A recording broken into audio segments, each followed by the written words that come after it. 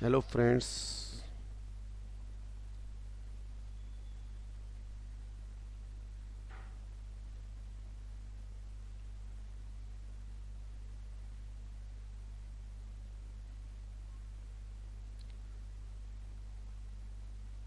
My audio and video clear to all of you? Please let me know. Good evening, sir. Good evening ma'am. Good evening. Hmm, okay और सब okay. ठीक है? हाँ जी ma'am. Okay sir. ठीक है ma'am, thank you.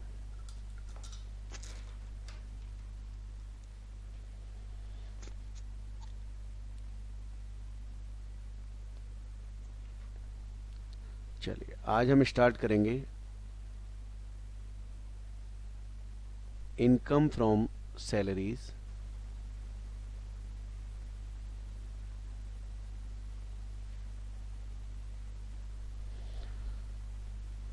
देखिए इस chapter में स्टार्ट करने से पहले हमें कुछ समझना होगा कि एम्प्लॉयर और एम्प्लॉय का रिलेशनशिप होना जरूरी है।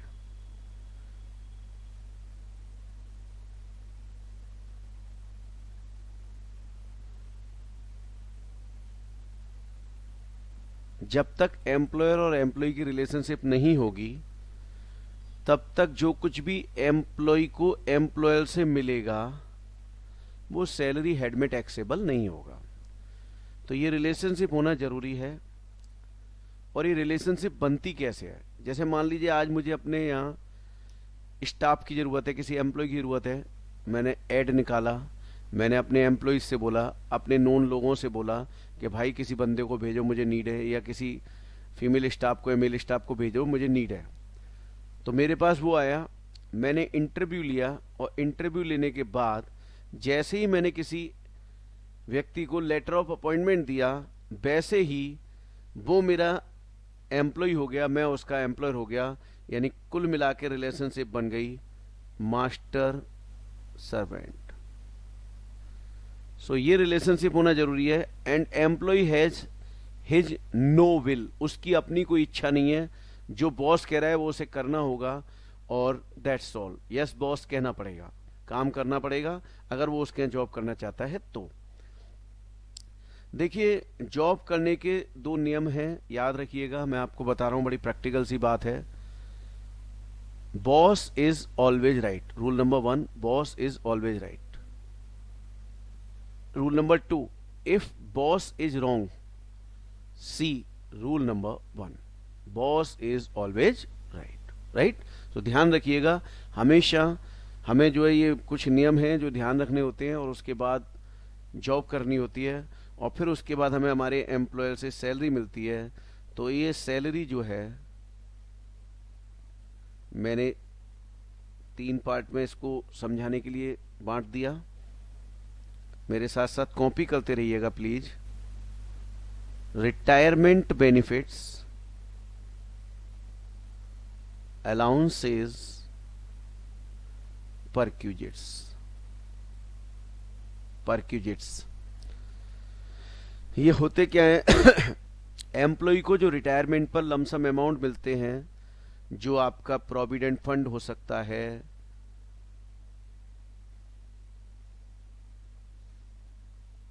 ग्रेचुटी हो सकती है, और कई सारी चीज़ें हो सकती हैं, पेंशन वगैरह हो सकती है।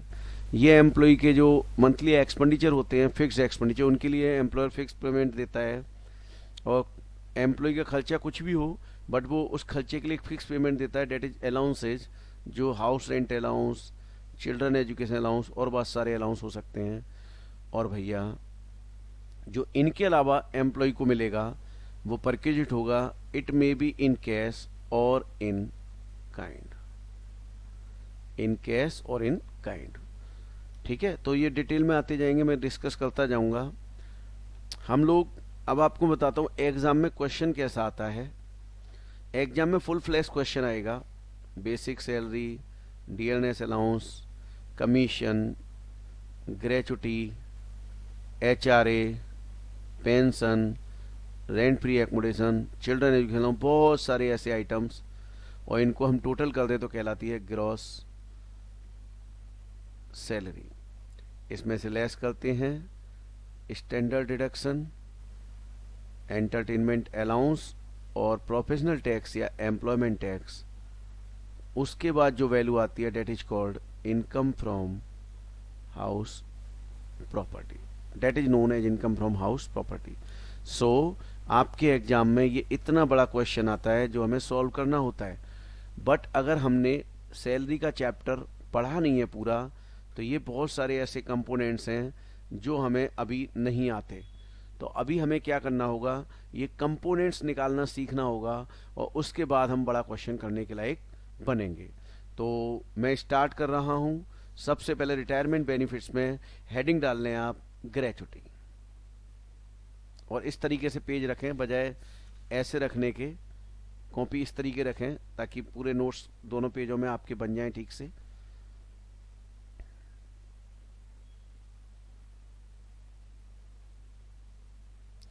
ग्रेचुटी,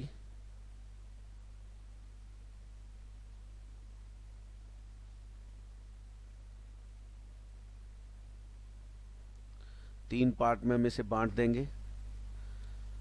सबसे पहले बात आती है ग्रेचुटी होती क्या है। ग्रेचुटी कोई बताएगा मुझे क्या होती है, जरा बताइए आप लोग, किसी को आइडिया हो तो।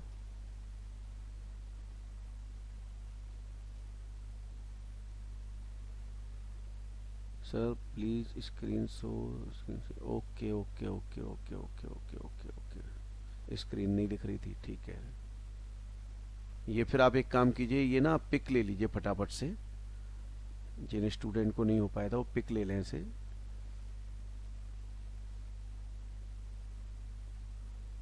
पिक्चर ले लीजिए इनकी फटाफट से, और लेते ही मुझे बता दीजिए कि ले ली हमने पिक्चर।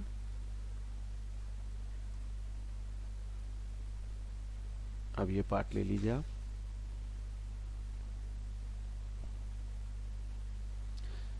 स्क्रीन क्लियर होगी सबको।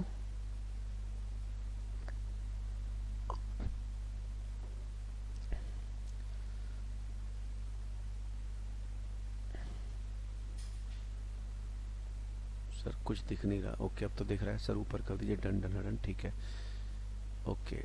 चलिए अब मैं बताना शुरू कर रहा हूं, ध्यान से सुनेंगे आप लोग।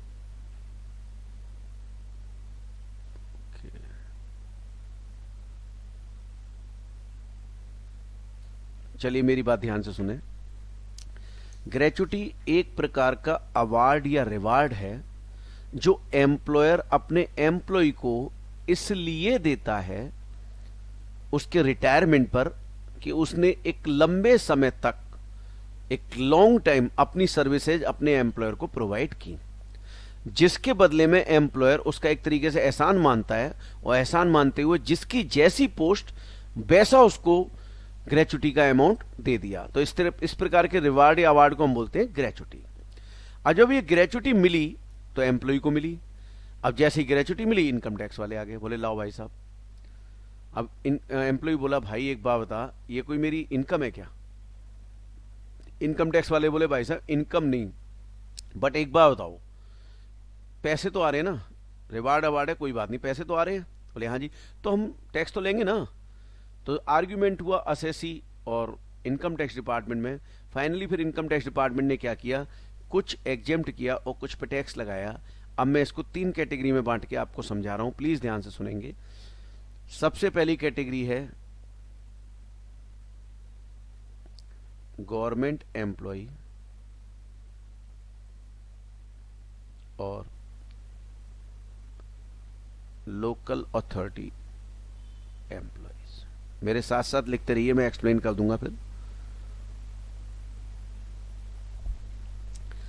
अगर गवर्नमेंट एम्प्लॉय और लोकल अथॉरिटी के एम्प्लॉय को ग्रेचुटी मिलती है, और देखिए जहां पर गवर्नमेंट शब्द लिखा है, अगर साफ लिखा होता सेंट्रल और स्टेट तो फिर वही ले लेते, लेकिन जहां केवल गवर्नमेंट शब्द लिखा है तो उस केस में हम क्या मानेंगे, सेंट्रल और स्टेट दोनों है उसमें, ठीक है।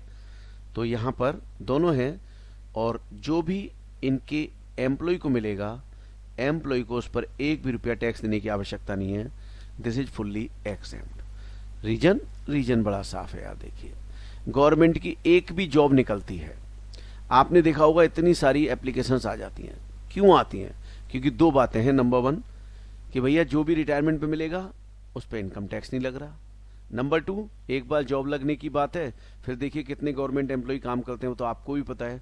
और इसका जीता जागता उदाहरण स्टेट बैंक ऑफ इंडिया, वहाँ के एम्प्लॉय आप देखते हो कितने महान हैं, क्या काम करते हो क्या नहीं करते हैं, सबको पता है उसके बारे में। However exceptions are always there. Exception है, ऐसी बात नहीं है सभी खराब है, पर ज़्यादातर खराब है, इसीलिए एसबीआई का नाम भी खराब हो रहा है, राइट। तो ध्यान रखिए, गवर्नमेंट एम्प्लॉय, लोकल अथॉरिटी के एम्प्लॉय को अगर कोई भी ग्रेचुटी का अमाउंट मिलेगा तो वो पूरी तरीके से एग्जेम्प्ट है, एक भी रुपया टैक्स देने की आवश्यकता नहीं है। फिर सर दूसरी कैटेगरी क्या है? दूसरी कैटेगरी लिखिए, employees covered under the payment of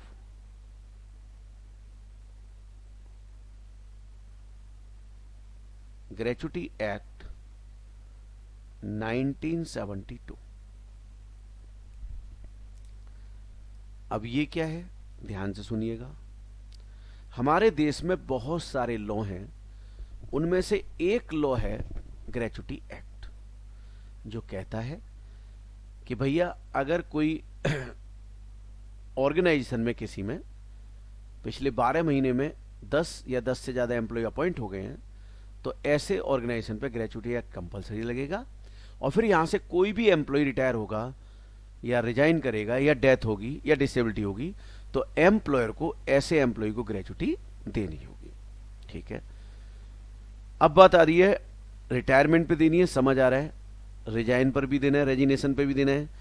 तो फिर तो ऐसा है, आज मैंने जॉब ज्वाइन की, 2 महीने 4 महीने बाद में रिजाइन कर देता हूं, तो क्या मुझे तब भी ग्रेचुटी मिलेगी? तो ऐसी स्थिति में गवर्नमेंट बोली कि कम से कम 5 साल की जॉब आपने करनी होगी या उससे ज़्यादा ही करनी होगी, तब आप ग्रेचुटी के लिए दावेदार होंगे। और अगर आपने 5 साल उससे ज़्यादा जॉब कर ली है और फिर भी आपका एम्प्लॉय ग्रेचुटी नहीं दे रहा है, तो आप उसके खिलाफ केस फाइल कर सकते हो, सूट फाइल कर सकते हो। बट ये 5 साल वाली कंडीशन डेथ और डिसेबिलिटी के केस में एप्लीकेबल नहीं होती, राइट। अब मान लीजिए कोई एम्प्लॉय गवर्नमेंट या ये नहीं है, बल्कि ऐसी जगह से रिटायर हो रहा है जिस पर ग्रेचुटी एक्ट कवर्ड हो रहा है, उस एम्प्लॉयर पर ग्रेचुटी एक्ट लगता है, वो एम्प्लॉय ग्रेचुटी एक्ट में कवर्ड है, और फिर उसके यहां से एम्प्लॉय रिटायर हो रहा है। तो अगर उसके यहां से एम्प्लॉय रिटायर होगा तो फिर एम्प्लॉय को जो ग्रेचुटी मिलेगी, तो गवर्नमेंट पूरी तो एग्जेम्प्ट कर नहीं सकती, क्योंकि पूरी तो उसने अपनी कर दी। और अगर यहां भी पूरी कर दी तो फिर गवर्नमेंट एम्प्लॉय और अदर्स में डिफरेंस क्या रहेगा? गवर्नमेंट डिफरेंस तो मेंटेन करके रखेगी। इसलिए गवर्नमेंट ने कहा कि यहां पर हम एक काम करते हैं, कुछ एग्जेम्प्ट कर देते हैं, कुछ पे क्या लगा देते हैं? टैक्स। तो इसके लिए हमारी गवर्नमेंट ने एक सिंपल सा इनकम टैक्स एक्ट में फॉर्मूला बताया, मेरे साथ आप लिखिए, least of the following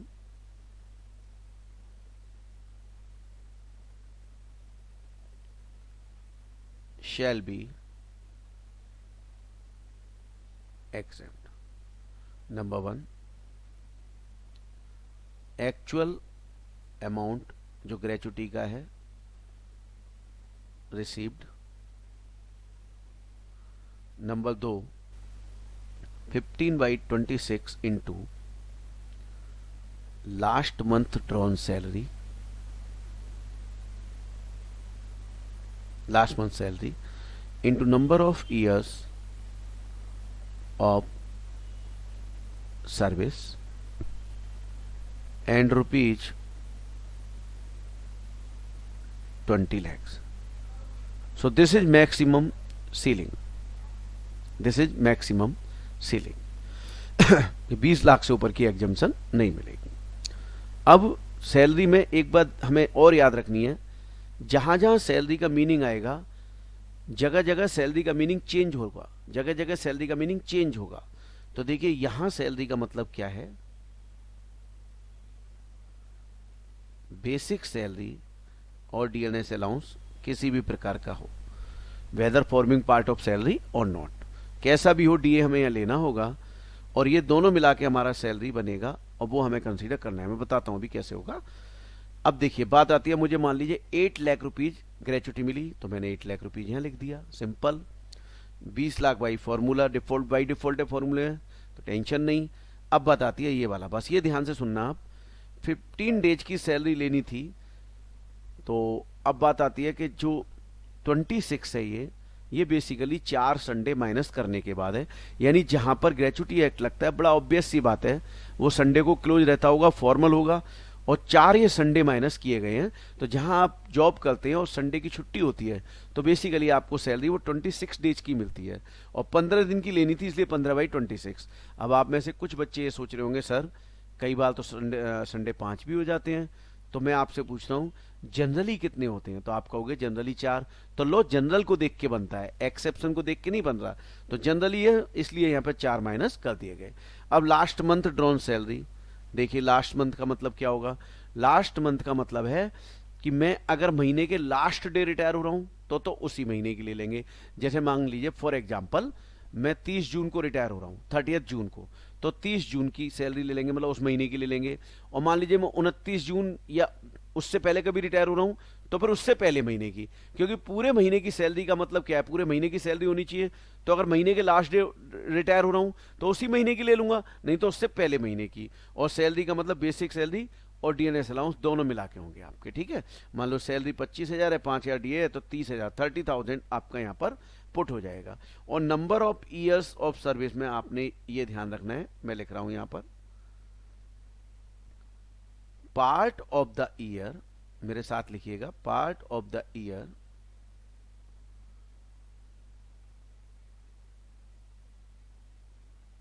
if it is in excess of 6 months, then 1 year। Convert कर दो उसे 1 ईयर में। फॉर एग्जाम्पल, मान लीजिए मैंने कहीं 17 ईयर्स 6 मंथ्स जॉब की है, तो यहां 17 ईयर्स ही रहेगा, क्योंकि पार्ट ऑफ द ईयर 6 महीने से ऊपर नहीं है। अगर मैंने 17 ईयर्स 6 मंथ और 1 डे जॉब की है, तो इट विल बिकम 18 ईयर्स। तो बताइए, ये पॉइंट एकदम समझ आया जो मैंने समझाया है? कोई डाउट है तो पहले वो पूछिए, नहीं तो एक छोटा सा प्रैक्टिकल फटाफट से कर देंगे इसके ऊपर। बताइए क्लियर है कि नहीं?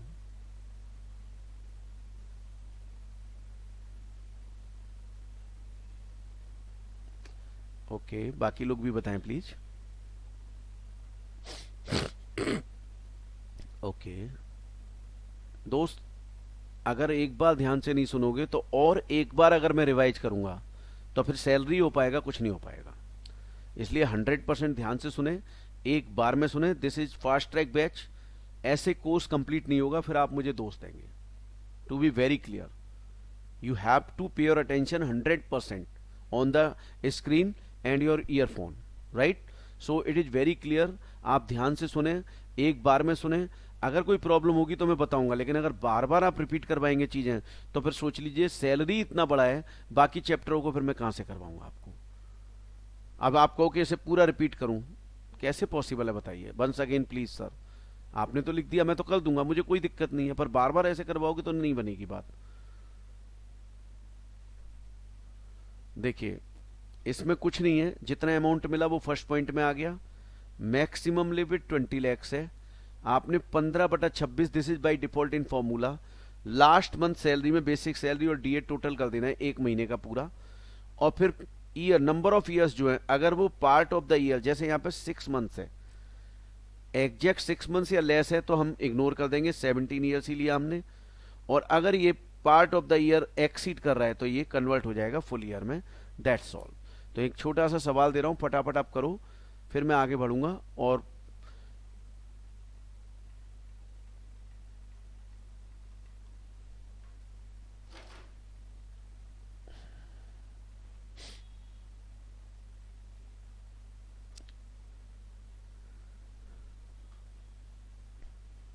देखिए, मिसेज मीनाक्षी वाला क्वेश्चन फटाफट से करो, फटाफट।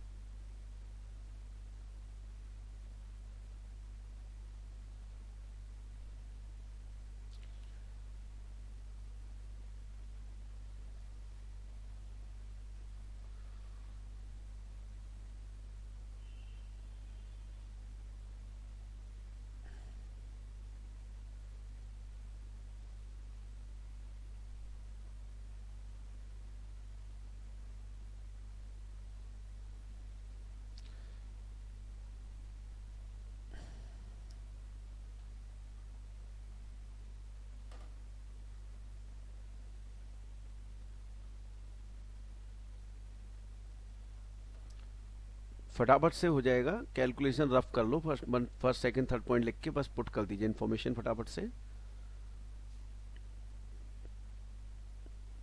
चलिए मैं करवा देता हूं। देखिए एक्चुअल अमाउंट कितना रिसीव हुआ है, 6 लाख, ठीक है। मैक्सिमम 20 लाख, तो पहला और तीसरा पॉइंट तो क्लियर है। दूसरे पॉइंट में हमें करना है 15/26 इंटू, देखो 10,000 सैलरी और 1000 डीए 11, तो 11,000 15/26 इंटू 11,000 इंटू 19 ईयर्स 9 मंथ्स, यानी ये 9 महीने जो है वो 6 महीने से ऊपर है, इसका मतलब it will be converted into 20 months. तो मैं फटाफट से इसे सॉल्व करके दिखा रहा हूं आपको। देखिए अमाउंट मिला 6 lakh and this is 15/26 into 11,000 into 20। ये जरा बता दें मुझे कितना आ रहा है। फर्स्ट पॉइंट ये हो गया, सेकंड ये हो गया, और थर्ड रुपीज 20 लाख है। सो तीनों में जो लोअर होगा वो हम एग्जेम्प्ट कर देंगे। तो जरा बता दीजिए कितना आ रहा है सॉल्व करके। 126,923, वेरी गुड, 126,923। सो एग्जेम्प्ट अमाउंट जो है 126,923 और टैक्सेबल है 473, यानी 6 लाख जो मिला उसमें से जो लोअर है तीनों में वो हमने माइनस कर दिया, जो एग्जाम था, तो बचा हुआ टैक्सेबल हो गया एंड दैट इज। तो I think this is very clear to all of you. Please बताएं मुझे एकदम समझ आया ये।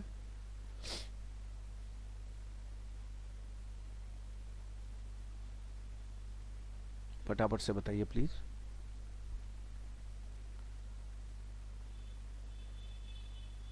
चलिए अब सुने मेरी बात आगे ध्यान से, बहुत ध्यान से। इसी में अगर मान लीजिए हमारा सीजनल एम्प्लॉयमेंट का क्वेश्चन होता, सीजनल एम्प्लॉयमेंट का, ध्यान से सुनना, प्रैक्टिकल नहीं कराऊंगा इसके ऊपर, इसलिए ध्यान से सुनना। तो क्वेश्चन में हमें दो बातें बस चेंज करनी होंगी सॉल्यूशन में। अगर सीजनल दे रखा है तो 15 की जगह 26, मतलब 15 7/26 हो जाएगा, यानी 15/26 की जगह 7/26, और number of years of service की जगह नंबर ऑफ सीजन्स होगा, बस बाकी सब same. Seasons, number of seasons, right, number of seasons, बस बाकी सब सेम, दैट्स ऑल, क्लियर। और यही अगर पीस रेटेड होता तो सीजनल में तो यही सब कुछ होता, बस यहां पर एवरेज सैलरी आती लास्ट 3 मंथ्स की। अगर पीस रेटेड होता, हालांकि आज तक एग्जाम में पूछा नहीं है, पीस रेटेड होता तो यहाँ एवरेज सैलरी लास्ट 3 मंथ्स की हम कर देते, बाकी ये सही रहता। मतलब सीजनल है तो 7/26 और नंबर ऑफ सीजन्स। और अगर ऑर्डिनरी क्वेश्चन होता, पीस रेटेड में ऑर्डिनरी क्वेश्चन होता, तो 15/26 into average salary of last 3 month into number of years of service. और अगर यही आपका सीजनल एम्प्लॉयमेंट वाला होता तो 7/26 into average salary into number of seasons. So I think this is clear. अगर कोई डाउट है तो यहाँ पूछ सकते हैं आप मुझसे, प्लीज बताएं। हाँ, सैलरी का मीनिंग सेम रहेगा, बिल्कुल ठीक बोला है शुभांशु, यू आर राइट, बिल्कुल ठीक। और कोई डाउट है तो बताइए प्लीज। चलिए ओके, अब मैं चलता हूं थर्ड कैटेगरी। थर्ड का मतलब अदर्स, यहां आप लिख लेंगे अदर्स। अदर्स का मतलब जो यहां पर नहीं आए, यानी गवर्नमेंट में नहीं थे, और जो यहां भी कवर नहीं, यानी अदर्स भी कह सकते हैं। और हम ये भी कह सकते हैं not covered under payment of gratuity act 1972, हम ये भी कह सकते हैं। दोनों बातें हमारी सही है। चलिए, तो अगर अदर्स है, अब एक बताइए, किसी एम्प्लॉयर के ऊपर ग्रेचुटी एक्ट नहीं लग रहा, ग्रेचुटी एक्ट नहीं लग रहा, और फिर भी अपने एम्प्लॉय को ग्रेचुटी दे रहा है, तो ये तो पुण्य का काम कर रहा है, अच्छा काम कर रहा है। तो हमारी गवर्नमेंट बोली कोई बात नहीं, जब तू ग्रेचुटी ना तेरे ऊपर एप्लीकेबल होते हुए अपने एम्प्लॉय को दे रहा है, तो चल हम भी क्या करेंगे, हम भी उनको जो ग्रेचुटी मिलेगी उसमें से कुछ एग्जेम्प्ट कर देंगे। तो ये कैटेगरी या तो क्वेश्चन में कुछ नहीं लिखा होगा या नोट कवर्ड लिखा होगा, तो हमें ये कैटेगरी फॉलो करनी होगी। मैं फिर रिपीट कर रहा हूं कि या तो कुछ नहीं लिखा होगा तो भी नोट कवर्ड मानेंगे, और नोट कवर्ड लिखा है तो भी, जब तक कवर्ड नहीं लिखा होगा हम उसे कवर्ड नहीं मानेंगे। चलिए अगर ये वाला एम्प्लॉय होता तो कैसे करते, तो यहाँ फॉर्मूला लगता आपका least of the following shall be exempt, लिखते रहिए मेरे साथ।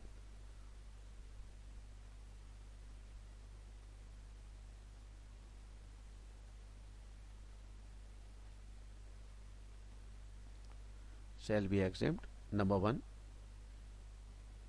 एक्चुअल अमाउंट रिसीव्ड ग्रेचुटी का जो भी मिला 15/30 into average salary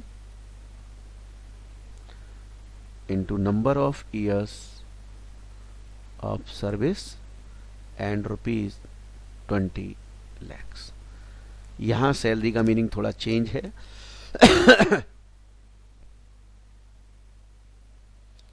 basic salary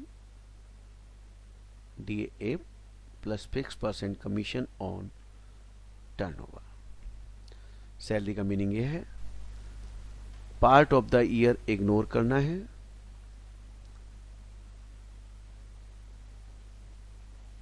कितना भी हो इग्नोर कर देंगे। एग्जाम्पल, मान लो 19 साल 11 महीने और 30 दिन है, तो भी इसको 19 ईयर्स लेंगे, छोड़ देंगे part of the year, right. अब आप सोच रहे होंगे सर एक दिन रह गया तब भी छोड़ दिया, इसका क्या लॉजिक हो सकता है, कोई बताएगा मुझे क्या लॉजिक हो सकता है इसका, कि यहां पर 6 महीने से ऊपर का इग्नोर कर दिया, बताइए क्या लॉजिक हो सकता है।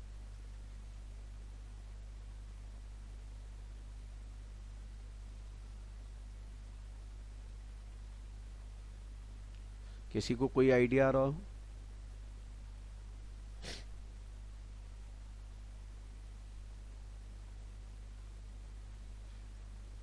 हाँ 15/30 लिखा है मैंने दोस्त, 15/30 डेज ही लिखा है ना।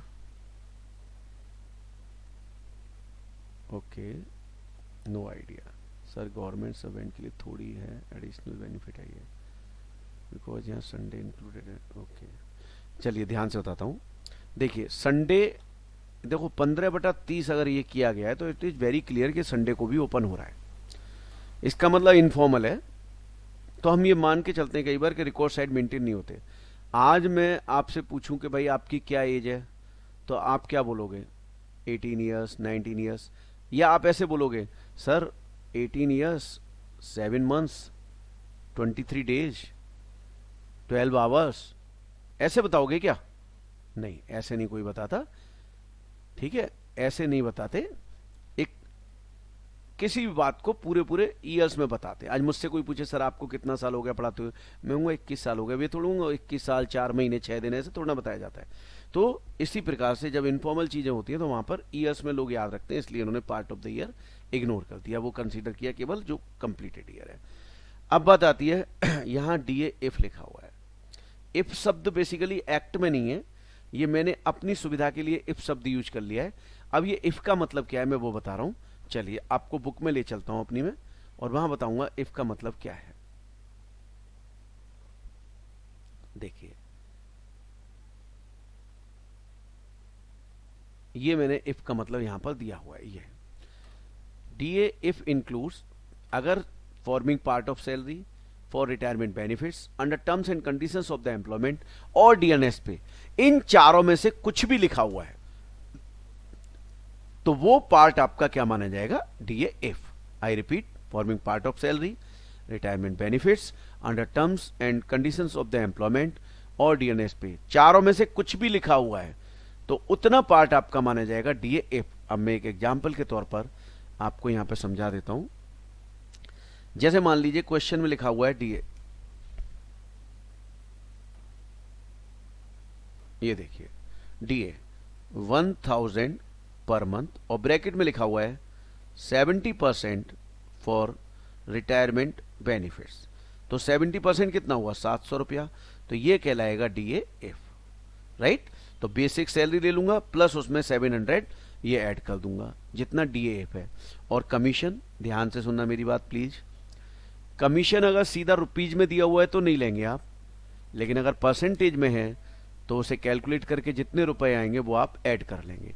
और ऐसा काम कितने महीने का करेंगे, लास्ट 10 मंथ्स। एवरेज सैलरी लिखी हुई है लास्ट 10 मंथ्स, लास्ट 10 मंथ्स की हम एवरेज सैलरी लेंगे, लास्ट 10 मंथ्स की एवरेज सैलरी।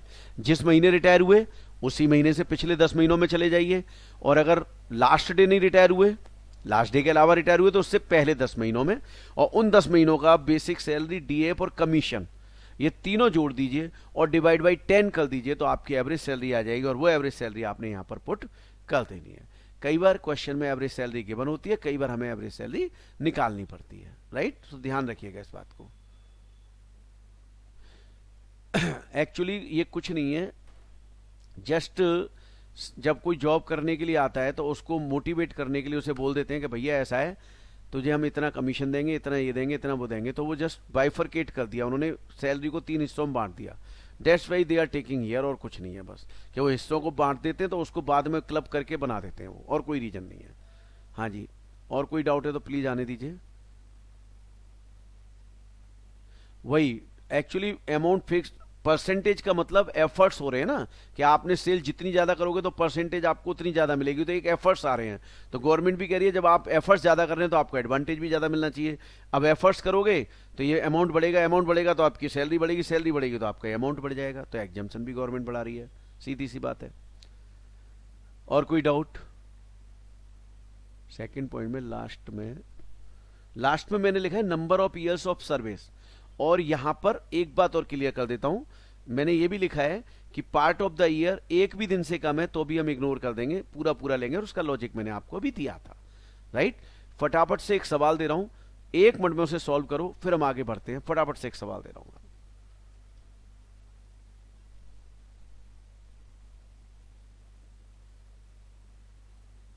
ये वाला क्वेश्चन ट्राई करें आप। ये पहले ए पार्ट ट्राई करें, फिर बी में बताऊंगा। ए पार्ट ट्राई कीजिए आप, ए पार्ट।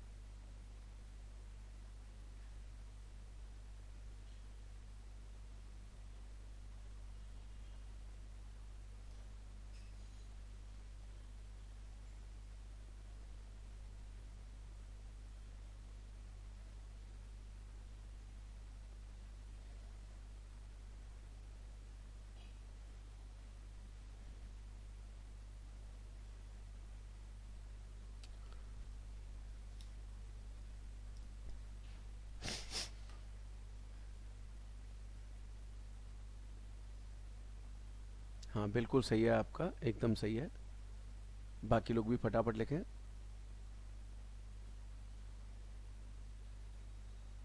बिल्कुल एकदम सही निकाला आपने। अब मैं फटाफट 1 मिनट में ख़त्म कर देता हूँ। एक्चुअल अमाउंट मिला है 1,20,000, और एवरेज सैलरी हमें गिवन है 4,800, और पीरियड ऑफ सर्विस 23 ईयर्स लेंगे, 9 मंथ्स को इग्नोर कर देंगे। ठीक है जी, ले लेते हैं, फटाफट सॉल्व करते हैं इसको। मैंने ये फॉर्मूला लिख के तैयार रखा हुआ है। एक्चुअल अमाउंट 120 और 15/30 इंटू एवरेज सैलरी गिवन थी, और 23 ईयर्स ले लिए, 9 मंथ्स छोड़ दिए। जरा बताइए कितना आ रहा है amount? How much this amount is? 55,200। Okay, 55,200, this is 55,200, so lower is also this, so exempt is 55,200 and taxable is 1,20,000 minus ये, यानी रिसीव्ड में से अगर हम एग्जाम्प्ट लेस कर देते तो हमारा टैक्सेबल आ जाता है, तो ये आ गया 64,800। एक बात, अब मेरी 2 बातें ध्यान से सुनना, मैं 2 बड़ी इंपॉर्टेंट बात बताने जा रहा हूँ, बहुत ध्यान से सुनना, बहुत ध्यान से सुनना। अगर हमें पहले कभी ग्रेचुटी मिली, पहले हम कहीं रिटायर हुए थे, रिजाइन दिया था, कुछ भी रीजन था, और हमें ग्रेचुटी मिली, और फिर हम उसके बाद कहीं और ज्वाइन करते हैं, और फिर वहां से रिटायर होते हैं, और अब ग्रेचुटी फिर मिल रही है। सो ध्यान से सुनना मेरी बात। पहले मुझे जितनी ग्रेचुटी अमाउंट मिला हुआ था उसमें से मैं, मतलब 20 लाख में से वो अमाउंट लेस कर दूंगा। फॉर एग्जाम्पल, पहले मुझे 6 लाख की एग्जाम्पशन मिल गई थी, पहले कभी रिटायर हुआ था, आज से 10-15 साल पहले मैंने 6 लाख की एग्जाम्पशन क्लेम कर ली थी, तो वो कह रहे हैं अब आपकी ये 6 लाख माइनस कर दीजिए, तो ये लिमिट जो है अब 20 लैक्स नहीं होगी, कितनी होगी, 14 लाख रुपए होगी। तो पहले अगर आपको कोई एग्जाम्शन मिल गई है तो वो माइनस होगी और 20 लाख में से, और फिर जो बचा वो नई लिमिट बन जाएगी, फिर 1,20,000 ऐसे करके इन तीनों मतलब तीनों में जो लोअर होगा वो हम क्या कर देंगे, एग्जेम्प्ट। सो पहले अगर हमें ग्रेचुटी एग्जाम्शन मिली है तो वो 20 लाख की लिमिट में से लैक्स करके नई लिमिट बन जाएगी। उसी प्रकार से अगर पहले मैंने कहीं जॉब की और ग्रेचुटी नहीं मिली, तो मेरा एक सवाल है आप लोगों से, जरा देखता हूं कितने बच्चे जवाब देंगे। माई क्वेश्चन इज मान लीजिए मैंने कहीं जॉब की और मुझे ग्रेचुटी मिली बट एग्जाम्शन नहीं मिली, फिर मैंने उसके बाद कोई दूसरी कंपनी ज्वाइन की और मुझे उस कंपनी से अब ग्रेचुटी मिल रही है। तो मेरा पहला प्रश्न आप लोगों से ये है कि ग्रेचुटी हमें किससे मिलती है, गवर्नमेंट से, मतलब अगर मैं थर्ड मेथड लूं, गवर्नमेंट से या एम्प्लॉयर से,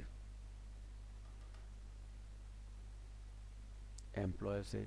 अब मेरा अगला सवाल यह है कि एग्जेम्पशन मुझे गवर्नमेंट देती है या एम्प्लॉयर देता है, एग्जेम्पशन गवर्नमेंट। बिल्कुल सही जवाब दिया आप लोगों ने। अब मेरी बात सुन लीजिए बस। मैं पहले कहीं रिटायर हुआ, 4-5 साल काम किया, मुझे ग्रेचुटी नहीं मिली, अब मैं दूसरी जगह से रिटायर हो रहा हूं, तो जो मैं दूसरी जगह से रिटायर हो रहा हूं, मैं उससे नहीं कह रहा कि मुझे आप पिछले एम्प्लॉयर की भी ग्रेचुटी दो, जहां मैं पहले रिटायर हुआ था मुझे उसकी ग्रेचुटी दो, मैं उससे ग्रेचुटी नहीं मांग रहा। पर गवर्नमेंट से तो कह सकता हूं कि पहले 4-5 साल का मुझे बेनिफिट नहीं मिला, यानी पहले कभी मैं रिटायर हुआ, आपने मुझे ग्रेचुटी में एग्जाम्पशन दी तो आपने 20 लाख में से माइनस कर ली, मतलब आपकी बात थी तो आपने माइनस कर ली। अब मान लो मुझे पहले एडवांटेज नहीं मिला, तो मैं चाहता हूं कि मैं अब जो ग्रेचुटी मुझे एम्प्लॉय से मिली है तो मैं इसमें वो पीरियड ऐड करके और एग्जाम्पशन ले लूं। तो बताइए क्या मैं ऐसा गवर्नमेंट से डिमांड कर सकता हूं कि पहले 4-5 साल का जो मुझे एडवांटेज नहीं मिला वो मुझे अब इस एम्प्लॉयर के यहां से जो ग्रेचुटी मिली है वो मुझे यहां पर कैलकुलेशन में नंबर ऑफ ईयर्स में मुझे एडवांटेज मिले? क्या मैं ऐसी डिमांड कर सकता हूं या नहीं कर सकता हूं? बिल्कुल कर सकता हूं, और इसके लिए मुझे एग्जेम्पशन भी मिलेगी। और देखिए उस केस में अब क्या होगा, देखिए इसके ऊपर एक केस लॉ डिसाइडेड है, वो मैं आपके साथ डिस्कस कर रहा हूं। ये क्या, ये देखिए सीआईटी वर्सेस पीएम मेरा में डिसाइड हुआ था कि भैया अगर आप पहले कहीं से रिटायर हुए और वहां के नंबर ऑफ ईयर्स का एडवांटेज आपको नहीं मिला, तो गवर्नमेंट कह रही है कोई बात नहीं, आप एक काम कर लीजिए, आप ये जो नंबर ऑफ ईयर्स हैं आपके ये वाले, इन्हें आप 23 जो है इसमें जितने साल का बेनिफिट पहले नहीं मिला ऐड करके और फिर आप एग्जाम्पशन क्लेम कर लें। तो देखिए मैंने एक क्वेश्चन दिया हुआ है यही वाला, अब इसका बी पार्ट आप देखेंगे, बी पार्ट देखेंगे, देखिए ये जो बी पार्ट है ये वाला दिख रहा है ना आप लोगों को। अब ये वाला ट्राई कर लो, आंसर आ जाएगा, फटाफट ट्राई करो आप लोग। जितने साल का बेनिफिट नहीं मिला अब बेनिफिट ले लिया जाएगा।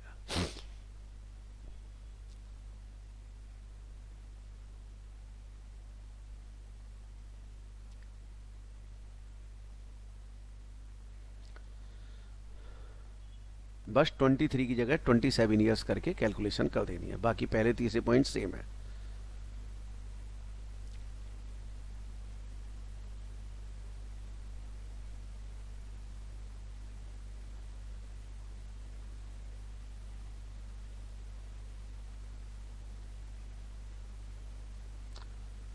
बस तो ये मेरे ख्याल में 64,800 आ गया, जो दूसरा अमाउंट है आपका वो 64,800 आ गया ये वाला, तो टैक्सेबल 55,200, डेट्स ऑल। ठीक है, अब एक सवाल मैं आपसे और पूछूंगा, अगर मान लो मैं पहले कभी रिटायर हुआ किसी कंपनी से, किसी और एम्प्लॉयर के यहां से, तो आप लोगों ने बोला कि सर 20 लाख में से वो अमाउंट लेस कर दो और नई लिमिट निकल आएगी, तो वो लेस करने के बाद जो अमाउंट आएगा वो नई लिमिट हो गई। फॉर एग्जांपल पहले कहीं से रिटायर हुए थे, वहां हमने 6 लाख रुपए की एग्जाम्पशन ले ली थी, तो नई लिमिट अब 14 लाख रुपए हो गई। बिल्कुल ठीक है जी। लेकिन अगर मान लीजिए मैं एट ए टाइम 2 जगह जॉब करता हूं, सुबह 7 से लेकर 2 बजे तक एक जगह और 3 to 10 एक जगह, और एक ही साल में मैं दोनों जगह से रिटायर हो गया, एक ही साल में दोनों जगह से रिटायर हो गया। अब बताइए उस केस में पहला पहला दोनों का पता होगा, दूसरा दूसरा दोनों का पता होगा, तीसरा 20 लाख में कहाँ लेके आऊं, इस वाली कंपनी में या इस वाली कंपनी में, कैसे सॉल्व करूं, जरा बताइए, कुछ आइडिया हो तो बताइए।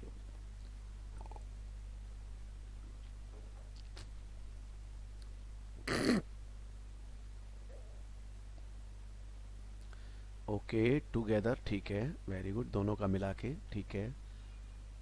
सर डिवाइड होगा क्या? नहीं डिवाइड नहीं होगा दोस्त, half half, no no no no no no no no, ये एक टैक्स कंसल्टेंट की निशानी नहीं है कि वो इस तरीके से करे। देखिए कुछ नहीं करना, ध्यान से सुनना।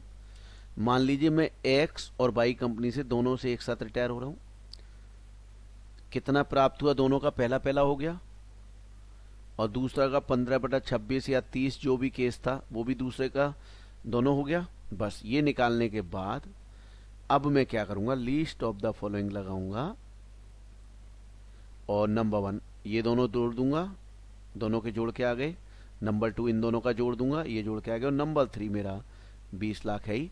और अब इन तीनों में जो सबसे कम होगा, लोअर होगा, वो मेरा क्या हो जाएगा, एग्जेम्प्ट हो जाएगा। सो पहले पहले पॉइंट अलग अलग लिख लूंगा, दूसरे दूसरे पॉइंट अलग अलग कैलकुलेट कर लूंगा, और उसके बाद फॉर्मूला लिखूंगा लीस्ट ऑफ द फॉलोइंग, दोनों जोड़ूंगा, ये दोनों जोड़ूंगा, पहले दूसरे, और फिर तीसरा मेरा 20 लाख हो गया, और तीनों में जो सबसे कम है वो मेरा एग्जेम्प्ट हो जाएगा। तो बताइए समझ आया कि नहीं आया, क्लियर हुआ कि नहीं हुआ?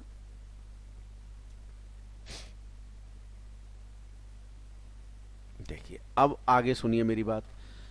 LIC का जो एजेंट होता है वो LIC का एम्प्लॉय नहीं होता।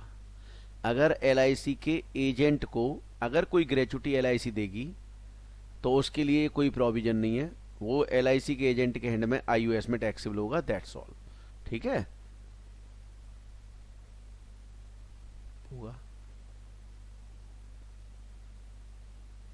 And then not under cover company then. तो जो लास्ट वाला है, जैसे आप कह रहे हो पहला कवर था दूसरा अनकवर्ड हो रहा है, तो जो जो लास्ट में रिटायर हो रहा है वहां पर इस चीज को करना है, और पहले वाले में तो एलिजिबल ही नहीं था तो उसकी बात नहीं बनेगी, तो ये दूसरे वाले पे ही लगेगी, ये बात ध्यान रखिएगा, दूसरे वाले पर, नॉट कवर्ड पे। ठीक है, अभी इसी ने पूछा था तो मैं बता देता हूँ, नॉट कवर्ड पे लगेगा। ओके चलिए अब सुने मेरी बात। LIC का अगर एजेंट है जो LIC करता है लोगों को और उसे ग्रेचुटी मिलती है, तो वो यहाँ कोई प्रोविजन एप्लीकेबल नहीं है, क्योंकि एम्प्लॉयर एम्प्लॉय का रिलेशनशिप नहीं है, वो ग्रेचुटी उसके एंड में 100% टैक्सेबल हो जाएगी IUS में। चलिए सर अगला सवाल सुने, ध्यान सुनना, बहुत सारे पॉइंट है जो मैं आपके साथ डिस्कस कर रहा हूँ, ध्यान से सुनना। ड्यूरिंग सर्विस अगर कोई भी एम्प्लॉयर एम्प्लॉय को ग्रेचुटी देगा, यानी एम्प्लॉय अपने एम्प्लॉयर से ग्रेचुटी प्राप्त करता है during service, eight the time of retirement नहीं, तो ये फुल्ली टैक्सेबल है, आपका कोई फॉर्मूला कुछ काम नहीं आएगा, ध्यान रखना। Eight the time of retirement है तो ये जो फॉर्मूले मैंने आपको बताए थे एप्लीकेबल होंगे, ड्यूरिंग सर्विस फुल्ली टैक्सेबल। और लास्ट पॉइंट क्या है वो भी सुन लें आप। लास्ट पॉइंट ये है कि अगर मान लीजिए मेरी रिटायरमेंट कल है और आज मेरी डेथ हो जाती है, यानी रिटायरमेंट से पहले, तो मेरी जो भी ग्रेचुटी है वो मेरे सामने ड्यू नहीं हुई, पर ये ग्रेचुटी मेरे लीगल हेयर्स को मिलेगी, फुल्ली एग्जेम्प्ट है, कोई टैक्सेबिलिटी नहीं है। बट अगर मेरी रिटायरमेंट कल है तो कल जैसे ही मैं रिटायर होऊंगा मेरी ग्रेचुटी ड्यू हो जाएगी, और 2 महीने बाद मुझे ग्रेचुटी मिलनी थी, मिलने से पहले मेरी डेथ हो जाती है, तो उस केस में क्या होगा, ध्यान से सुनना, बहुत ध्यान से सुनना। कल मैं रिटायर हो गया, मेरी ग्रेचुटी ड्यू हो गई, 2 महीने बाद मुझे ग्रेचुटी मिलनी थी, मिलने से पहले मेरी डेथ हो गई, मैं एम्प्लॉय हूं, तो उस स्थिति में मेरी ग्रेचुटी मेरी फैमिली को मिलेगी। तो इनकम टैक्स डिपार्टमेंट कहता है कि बिल्कुल वैसे ही एग्जाम्पशन निकालेंगे जैसे अभी मैंने आपको निकलवाना सिखाया था, ये सब एग्जाम्पशन के क्वेश्चन सॉल्व किए थे ना, ये हमने, ये सब ऐसे ही निकालेंगे एग्जाम्पशन, राइट। और फिर ये जो अमाउंट जैसे आया था, मान लो 4,73,77 या फिर ये आया था आपका दूसरा अमाउंट था ना, ये कहाँ गया, 64,800, ऐसे जो अमाउंट आएंगे, अगर एम्प्लॉय जीवित होता तो इस पर टैक्स देता, तो गवर्नमेंट कह रही है इस पर अब एम्प्लॉय के लीगल हेयर्स टैक्स देंगे, बट हेड चेंज हो जाएगा, क्योंकि एम्प्लॉयर और एम्प्लॉय के बीच एम्प्लॉय और एम्प्लॉयर का रिलेशनशिप नहीं है। तो इस 64,800 पर एम्प्लॉय के एंड में क्या हो जाए, एम्प्लॉय की लीगल हेयर्स के एंड में क्या होगा, taxable under the head IUS। I repeat, फिर से बोल रहा हूं, ध्यान से सुनना। अगर मेरी कल रिटायरमेंट है और आज ही डेथ हो गई, तो सारी की सारी ग्रेचुटी एग्जेम्प्ट है, कोई टैक्सेबिलिटी नहीं होगी। मेरे लीगल ईयर्स टैक्स फ्री रहेंगे। बट मेरी रिटायरमेंट कल है और मेरे को जैसे ही कल रिटायरमेंट होगा वैसे मेरी ग्रेचुटी ड्यू हो जाएगी। 2 महीने बाद मुझे ग्रेचुटी मिलनी थी, उससे पहले ही मेरी डेथ हो गई, तो अब ये ग्रेचुटी मेरे लीगल ईयर्स को मिलेगी। तो गवर्नमेंट कह रही है कि जितना एग्जेम्पशन एम्प्लॉय को मिलना था वही एग्जेम्पशन हम लीगल ईयर्स को दे देंगे। तो जो टैक्सेबल पार्ट एम्प्लॉय के हैंड में होना था उसी टैक्सेबल पार्ट पर हम टैक्स लीगल ईयर से लेंगे, बस हेड चेंज हो जाएगा जिसका नाम होगा IOS। बताइए एकदम क्लियर है या नहीं? फटाफट बताएं प्लीज। यस, फॉर ऑल, सबके लिए, सबके लिए, गवर्नमेंट एम्प्लॉय चाहे था। गवर्नमेंट का तो वैसे ही एग्जेम्प्ट है, जीते जी भी एग्जेम्प्ट है, आपको पता ही है बात। तो चलिए अब मैं अगला टॉपिक ले रहा हूं। अब हेडिंग डालें आप पेंशन। पेंशन, अगला हेडिंग पेंशन।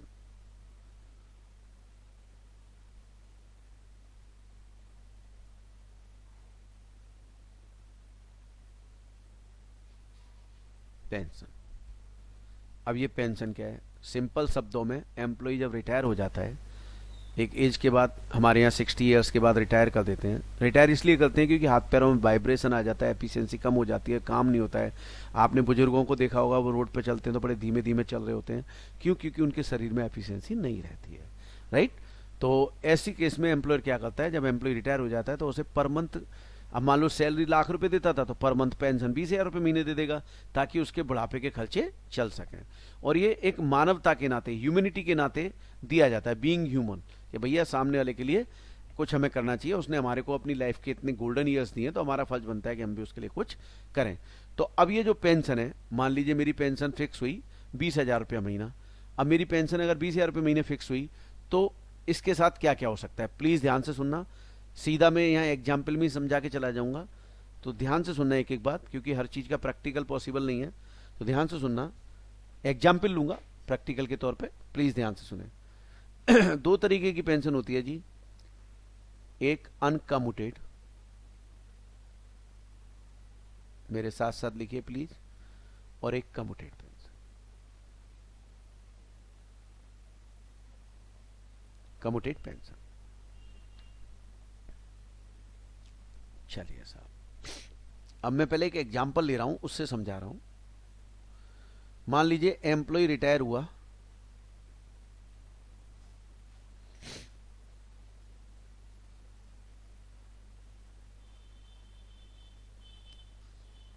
जून 2020 को, उसकी पेंशन डिसाइड हुई 1920 और डिसाइड हुई 10,000 पर मंथ,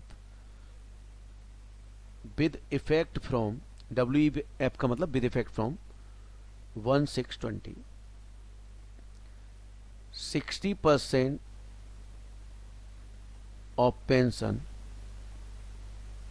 उसने कम्यूट करा ली, कम्यूटेड, एंड रिसीव्ड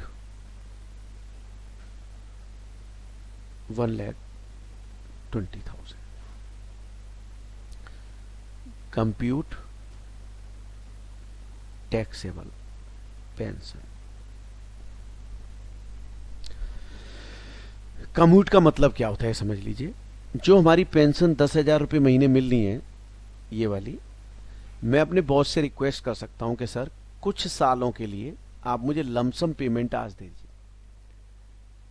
मान लो उन्होंने मेरे को 10 सालों के लिए लमसम पेमेंट दे दिया कुछ, तो जो जितने परसेंट के लिए लमसम पेमेंट मिला, that is known as commuted pension. ठीक है साहब, अब हमें करना क्या है, प्लीज ध्यान से सुनना। वो हमसे कह रहे हैं टैक्सेबल पेंशन बनाओ, बता देते हैं जी। 10,000 पेंशन थी, 60% कम्यूट कराई तो 6,000 कम्यूट हो गई, तो अनकम्यूटेड कितनी बची? 4,000। आप बताइए, ये 4,000 रुपये अब मुझे हमेशा मिलते रहेंगे नहीं मिलते रहेंगे? पहले ये बताइए। 6,000 तो मान लीजिए मैंने 10 साल के लिए कम्यूट कराई, तो 10 साल तक 6,000 तो मिलेगा नहीं, पर उसका जो बचा हुआ हिस्सा है वो तो मुझे पर मंथ मिलेगा कि नहीं मिलेगा? हाँ या ना बताओ? बिल्कुल मिलेगा। चलिए साहब, अब ये अमाउंट जो है आपका पर मंथ वाला, ये अनकम्यूटेड में चला जाता है और ये फुल्ली टैक्सेबल होगा आपका। ऑल एम्प्लॉय, गवर्नमेंट हो चाहे प्राइवेट हो, आप जो मर्जी एम्प्लॉय हैं, सबके केस में टैक्सेबल होगा। ठीक है साहब। फिर सर कम्यूटेड के लिए, कम्यूटेड के लिए बता देता हूं। इसके लिए दो कैटेगरी हैं, government, local authority, statutory corporation. यहां फुल्ली एग्जेम्प्ट, यानी ये जो 1,20,000 रुपये मिला, यहां पूरा एग्जेम्प्ट होगा। बट यहां अदर्स के लिए लॉ क्या है, देखिए। अदर्स के लिए वो कह रहे हैं कि हमें देखना होगा कि ग्रेचुटी मिली है या नहीं मिली, ग्रेचुटी रिसीव्ड और no gratuity received, gratuity received और नो ग्रेचुटी रिसीव्ड। क्वेश्चन में गिवन होता है ग्रेचुटी दी है या नहीं दी है। सबसे पहले 1/20 जो है इसको 100% पे लाना होता है हमें। तो 1/20 जो कमिटेड मिला वो 60% के लिए था, तो 100% हो गया 2 लाख रुपए। यानी सबसे पहला नियम यह है कि जितना भी अमाउंट जितने परसेंट के लिए मिला उसे 100% पे लाना है। और फिर 1/3 of this 2 lakh is exempt, यानी 6667। तो टैक्सेबल कितना होगा, कोई बताए मुझे कितना टैक्सेबल होगा। यानी पहले हम 100% पे लाए और फिर उसका 1/3 एग्जेम्प्ट है, तो बताइए टैक्सेबल कितना हुआ आपके हिसाब से।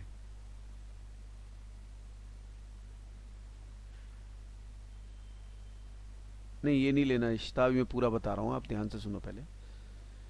अब देखिए आप सब जो लिख रहे हैं 1,33,033, राइट। यहां मालूम है आप गलती क्या कर रहे हैं, आपने 2 लाख रुपए में से ये अमाउंट लेस कर दिया। समझ रहे हैं आप, मैं बता देता हूं आपको आपने गलती क्या की है।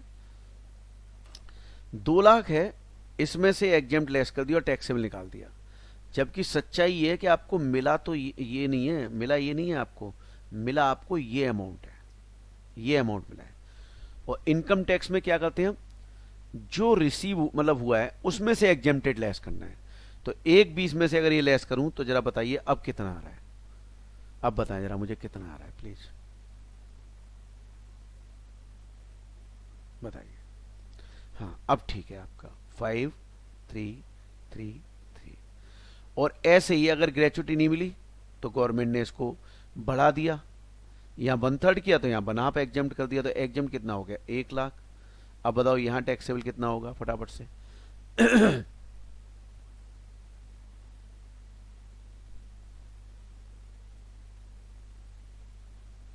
20,000, बिल्कुल ठीक बोला आपने, 20,000, क्योंकि 1/20 में से 1 लाख एग्जेम्प्ट हो गया 20,000। तो ग्रेचुटी अगर मिली तो टैक्सेबल ये है, ग्रेचुटी नहीं मिली तो टैक्सेबल ये है। लेकिन हमसे उन्होंने पूछा कंप्यूट टैक्सेबल पेंशन, तो हम सिर्फ कम्यूटेड पेंशन थोड़ा बताएंगे, हम तो वो सारी बताएंगे जो प्रीवियस ईयर में पेंशन टैक्सेबल होगी। अब ध्यान से सुनना, गलती यहां होती है स्टूडेंट से, इसलिए मुझे ध्यान से आप लोग सुनेंगे, बहुत ध्यान से सुनेंगे, पूरी अटेंशन आपकी मेरे ऊपर होनी चाहिए इस समय। ध्यान से सुनना मैं क्या लिखने जा रहा हूं। देखिए हमने 2 ऐसे करके पार्ट में बांटा, ध्यान से देखिएगा प्लीज।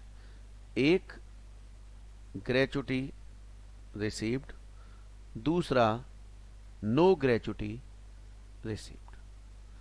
अब सबसे पहले मैं एक काम करता हूं, कम्यूटेड टैक्सेबल पार्ट डाल देता हूं, जरा देखना ग्रेचुटी में कम्यूटेड कितना था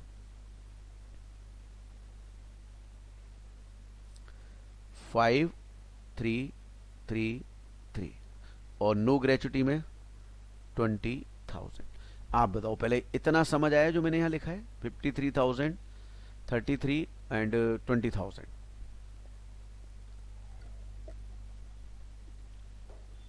ठीक है, सब लोग लिखा करें प्लीज। यहां तक क्लियर है सबको।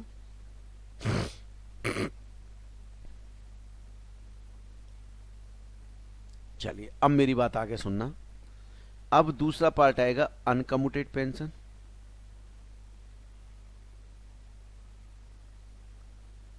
जरा प्लीज ध्यान से देखना, 1 तारीख को रिटायर हुए और पेंशन इस डेट को डिसाइड हुई 1/9/2020 को, इतनी मिलेगी। अच्छा, अब इसमें डेट ऑफ कम्यूटेशन नहीं दी। मान लो अगर डेट ऑफ कम्यूटेशन दी होती तो हम फिर उसी डेट तक लेते, अगर नहीं दी तो हम ये मान लेते हैं इसी डेट को कम्यूट कराया है, सेम डेट को। मैं रिपीट कर रहा हूं, फिर से सुन लें। इस डेट को डिसाइड हुई कितने रुपए महीने पेंशन मिलेगी, क्वेश्चन में ना कहे तो भी डेट ऑफ रिटायरमेंट से इफेक्टिव होगा वो। दूसरी बात, अगर डेट ऑफ कम्यूटेशन दी है तो ठीक है, नहीं दी तो फिर उसी दिन हम डेट ऑफ कम्यूटेशन भी मान लेते हैं। अब सुनिए मेरी बात ध्यान से। 1/6 से पेंशन मिली और इस डेट को कम्यूटेट हो गई, तो कितने महीने हुए, जून, जुलाई, अगस्त और सितंबर तो एक ही है, तो 3 महीने हुए। इसका मतलब 3 महीने, बताइए 10,000 रुपये महीने मिला होगा या नहीं मिला होगा, सब लोग बताएं मुझे। 3 महीने 1 जून से यहां तक पूरी पेंशन मिली होगी कि नहीं मिली होगी, हाँ या ना? ठीक है, चलिए अब बताइए। अब 1/9 को 60% कम्यूट हो गया, तो इसका मतलब अब कितने रुपए महीने मिलेगी, 4,000 रुपये महीने। अब जरा बताइए कितने महीने की 4,000 रुपये महीने और ले लूं, जरा बताओ मुझे, काउंट करके लिख के बताओ कितने आए।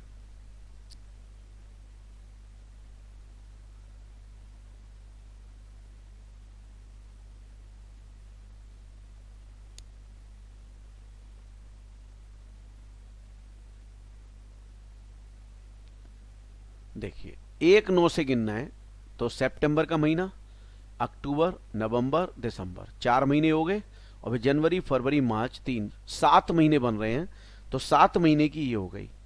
तो भैया ये तो हो गया 30,000 दोनों जगह सेम, और ये हो गया 28,000 दोनों जगह सेम। बस अब टोटल करके बता दीजिए कितना आ रहा है ये आ गया 78,000। ये कितना आ रहा है बता दीजिए जरा एक बार, और ये हो गया आपका टैक्सेबल पेंशन।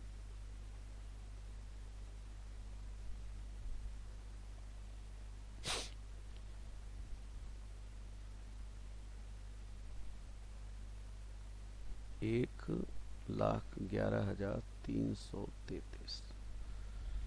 तो बताइए पेंशन भी सबको समझ आई या नहीं, फटाफट बताएं मुझे, फिर हम अगले टॉपिक पे चलेंगे।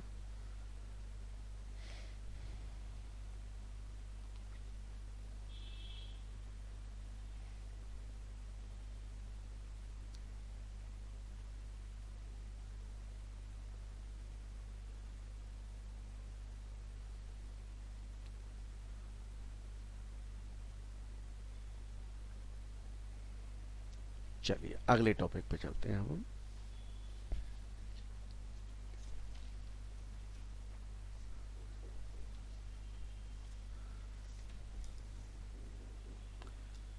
हेडिंग डालिए लीव सैलरी। लीव सैलरी,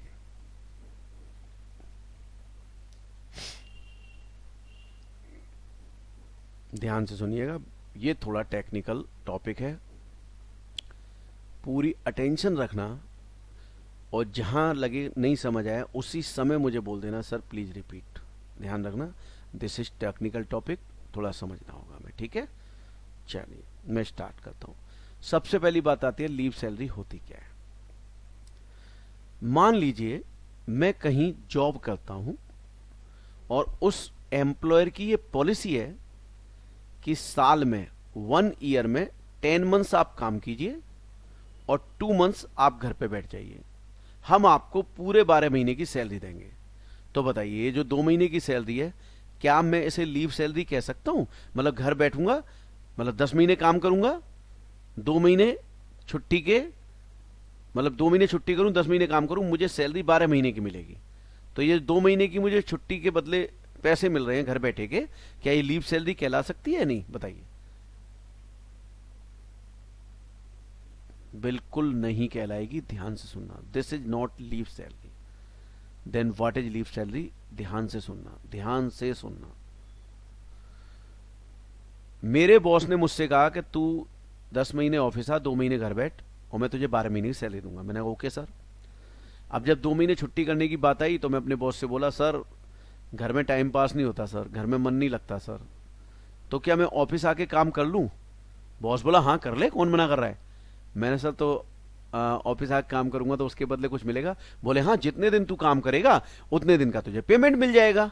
तो ध्यान से सुनना, इन 2 महीनों में भी मैंने जितने दिन आके काम किया और बदले में मुझे जो पेमेंट मिल रहा है वो कहलाता है लीव सैलरी। अब बताओ समझ आया लीव सैलरी क्या होता है?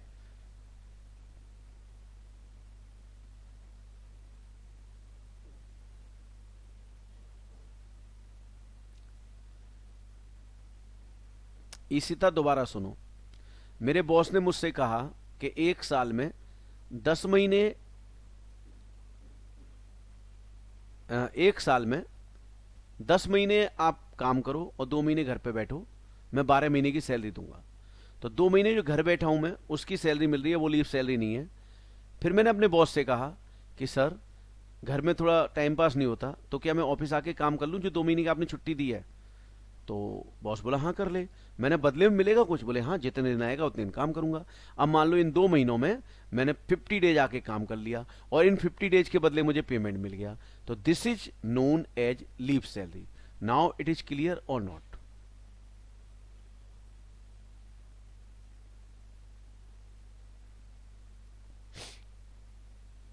चलिए, अब बात आती है जो लीव सैलरी है। अब मैंने 50 डेज काम किया और अपने बॉस से उसका पेमेंट ले लिया। अब इनकम टैक्स वाले इस 50 डेज की सैलरी के साथ क्या करेंगे मैं वो बताने जा रहा हूं। 2 पार्ट में बांट लीजिए।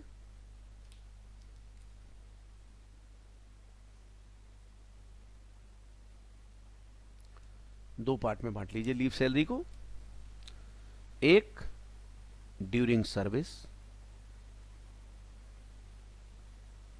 एक at the time of retirement, during service और at the time of retirement, during service और at the time of retirement. यानी जो मैंने 60 डेज यानी 2 महीने की छुट्टी मिली, उसमें मैंने 50 दिन जाके काम किया और उसका पेमेंट मैं हर साल अपने बॉस के पास जाता हूं और जितने दिन मैं छुट्टियों के पीरियड में जाके काम करता हूं उसका पेमेंट मैं ड्यूरिंग सर्विस ही ले लेता हूं, यानी हर साल एनकेस करा रहा हूं।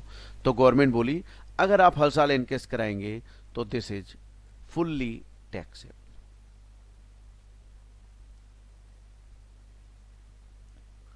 आप जैसे मर्जी एम्प्लॉय हो, गवर्नमेंट प्राइवेट जैसे मर्जी हो, फुल्ली टैक्सेबल। फिर हमने गवर्नमेंट से कहा कि कोई तरीका है जी टैक्स बच जाए, टैक्स ना देना पड़े?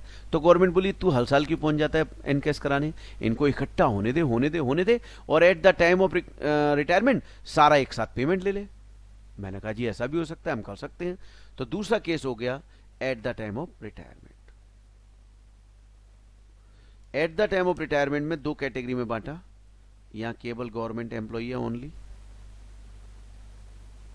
ओनली गवर्नमेंट एम्प्लॉइज और others.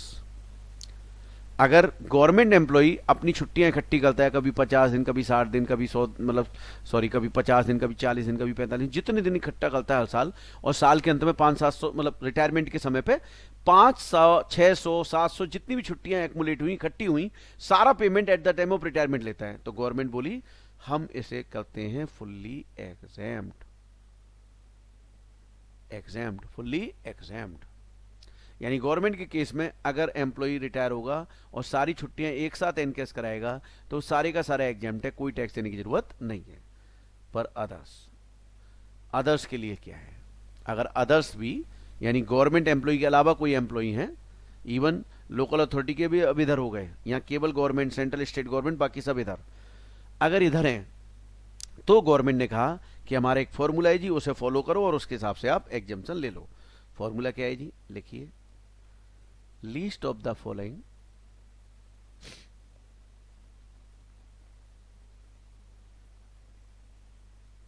shall be exempt. Number 1, actual amount received. Number 2, average salary into 10 months. Number 3, unavailed leaves into average salary. And number 4 rupees. कितना रुपया बताइए? मैक्सिमम लिमिट कितनी है?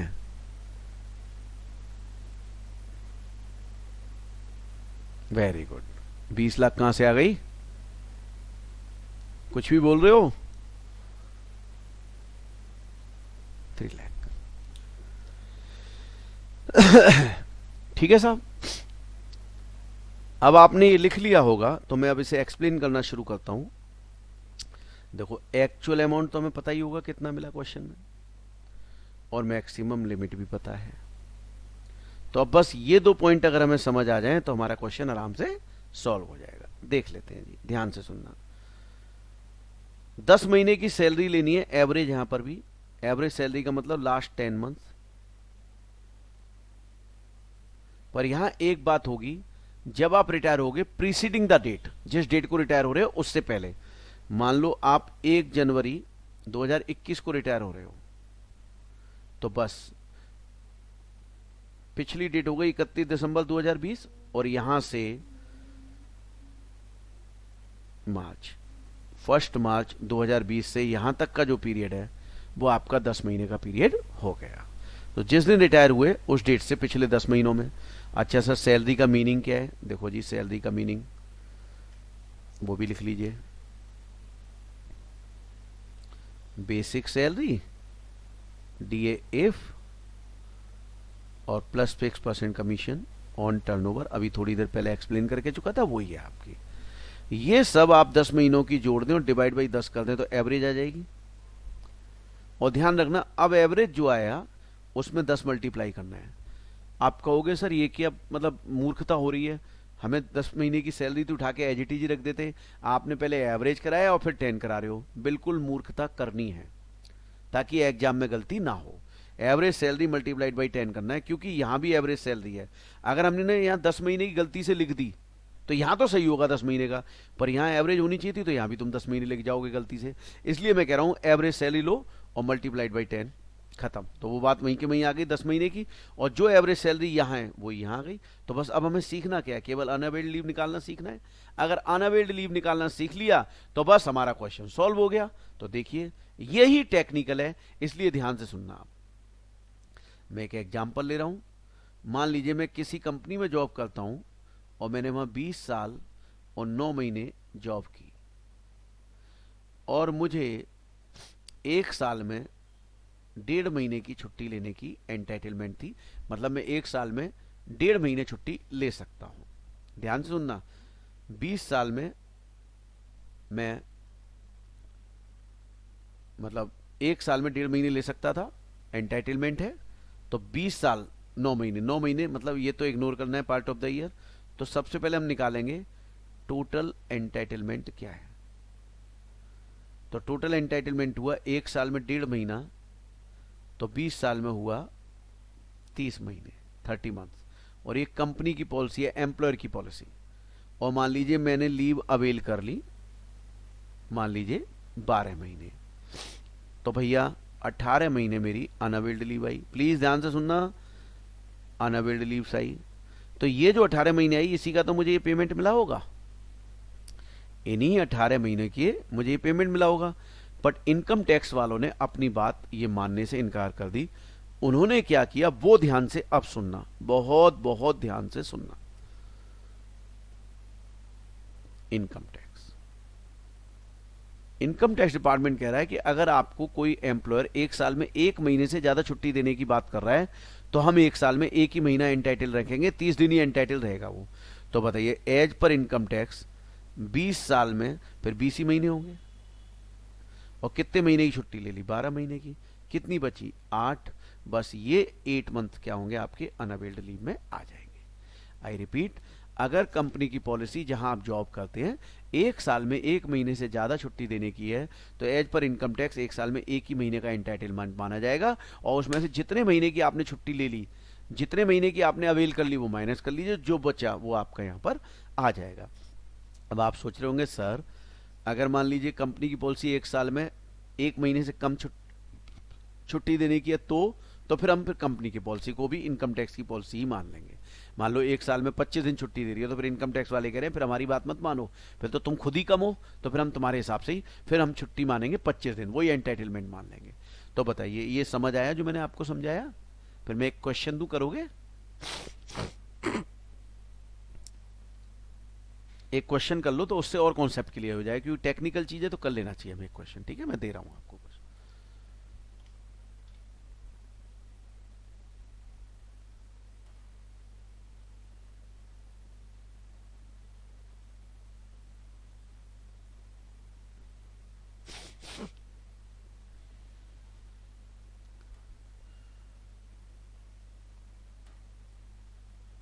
ये वाला कीजिए, रामलाल वाला क्वेश्चन, ये वाला, दिस वन, रामलाल। फटाफट डालना फॉर्मूले में और निकाल दीजिए।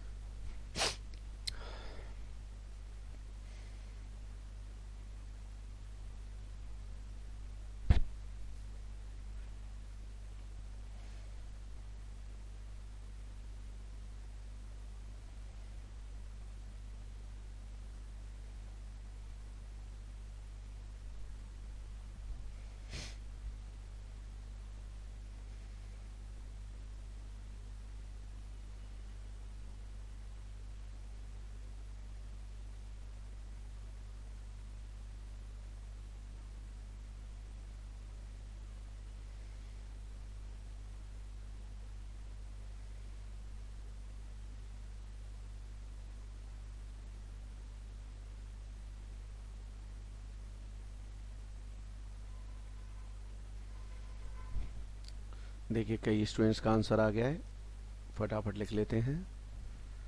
कितना मिला? 144। और 16 महीने की छुट्टी, 14 महीने छुट्टी ले ली है, और 20 साल की जॉब है, तो 1.5 साल का है, 1.5 महीने का है। इसका मतलब एक साल में एक ही महीना मिलेगा, तो 20 साल में 20 महीने, और 14 महीने की ले ली तो 6 महीने अनाबिल आ गया। ठीक है, कर देते हैं इसे सॉल्व फटाफट से।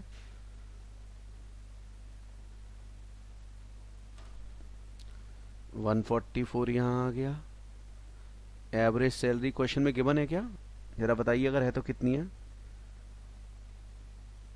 8800। ओके, तो 8800 इंटू 10 यानी 88,000, और यहाँ भी 8800 आ गया अनअवेल्ड लीव। तो मैंने ही बताया था कि एज पर इनकम टैक्स एक साल में एक महीना, तो 20 साल में 20 महीने ले सकते हैं, और शायद 14 इन्होंने अवेल कर लिए, तो 6 बची। ये कितना आ रहा है जरा बताएं प्लीज़, ये अमाउंट 52,800। ओके, तो भैया इन सब में सबसे कम यही है, तो एग्जेम्प्ट हो गया आपका 52,800, और टैक्सेबल रिसीव्ड माइनस एग्जेम्प्ट 91,200। बिल्कुल ठीक।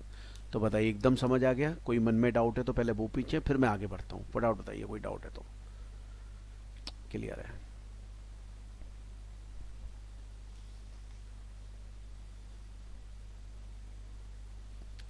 चलिए अगला हेडिंग डालेंगे हम, रिट्रेंचमेंट कंपेंसेशन।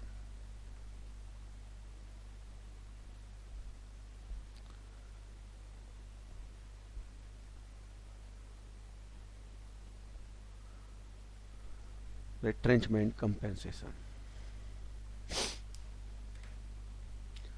रिट्रेंचमेंट कंपेंसेशन क्या है वो ध्यान सुने। देखिए कई बार तो एम्प्लॉयर विवश हो जाता है अपने एम्प्लॉय को निकालने के लिए। कैसे? एक बात बताइए, आपके ऑर्गेनाइजेशन में, आप एम्प्लॉयर हो, आपके ऑर्गेनाइजेशन में एक एम्प्लॉय ऐसा है जो ना खुद काम करता है ना किसी और को करने देता है। आप बताइए, आप उसे कंटिन्यू करेंगे या निकाल देंगे?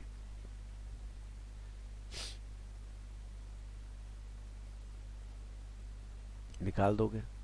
और आप जैसे ही निकालोगे वो आपके खिलाफ कोर्ट में चला जाएगा और फिर कोर्ट कहेगा इसे कंपेंसेशन दे। तो आजकल के एम्प्लॉयर क्या करते हैं, कंपेंसेशन सामने रखते हैं, एम्प्लॉय को बुलाते हैं, बोले इधर आ, पैसे उठा, और कहते हैं अब शक्ल मत दिखाइयो अपनी, मतलब तूने इतना टॉर्चर कर दिया कि अब तुझे देखना नहीं चाहते हम। अब वो चूंकि उसे हमने पैसे दे दिए, कंपेंसेशन दे दी, अब वो कोर्ट वोर्ट में तो जाने से रहा, तो अब वो जो कंपेंसेशन लेके जा रहा है तो इनकम टैक्स वाले मिल जाएंगे, बोले इधर आ भाई पैसे मिले हैं। कहेगा एक तो नौकरी चली गई, ऊपर से तुम्हें अपनी पड़ी है। पर देखिए ध्यान रखिएगा, पैसे मिले हैं तो साइड इफेक्ट तो आएंगे। गांधी जी अगर आए हैं तो साइड इफेक्ट साथ में लाएंगे ही लाएंगे। और साइड इफेक्ट क्या है? टैक्स लगेगा। कैसे लगेगा? गवर्नमेंट ने कुछ एग्जेम्प्ट किया और कुछ पे टैक्स लगाया और सिंपल सा फॉर्मूला बना दिया, least of the following shall be exempt. Number 1, actual amount received. Number 2, 15/26 into average salary into number of years of service. Number 3, ₹5 lakh. ये section 25FV of industrial dispute act के तहत है। सब कुछ पढ़ा हुआ है आपका, 15/26, एवरेज सैलरी और number of years, average salary last 3 months की, number of years part of the year if in excess of 6 month will be convert into full year, मतलब बिल्कुल ग्रेचुटी वाला, बट यहाँ 3 महीने की है। और सैलरी में थोड़ा सा चेंज है, बस वो सुन लीजिए थोड़ा सा। Employer contribution to any fund, provident fund वगैरह, ग्रेचुटी और बोनस, ये 3 आइटम छोड़ के जो कुछ भी एम्प्लॉयर से मिला उनको जोड़ दीजिए, डिवाइड बाई 3 कर दीजिए, एवरेज सैलरी आ जाएगी, वो यहाँ फुट कर देनी है आपने। Simple. Gratuity, bonus, employers contribution to RPF etcetera, किसी प्रोविडेंट फंड वगैरह में अगर ट्रांसफर किया है, ग्रेचुटी या बोनस, इन 3 को छोड़ के बाकी सबका एवरेज करेंगे 3 महीने का और वो आपकी यहाँ पे सैलरी आ जाएगी। So this is very simple, we are not wasting time on this is simple. Third point, 5 lakh rupees, 5 lakh rupees, 5 lakh, maximum limit is 5 lakh, right. चलिए, so I think this is clear, ये इतना टफ भी नहीं था।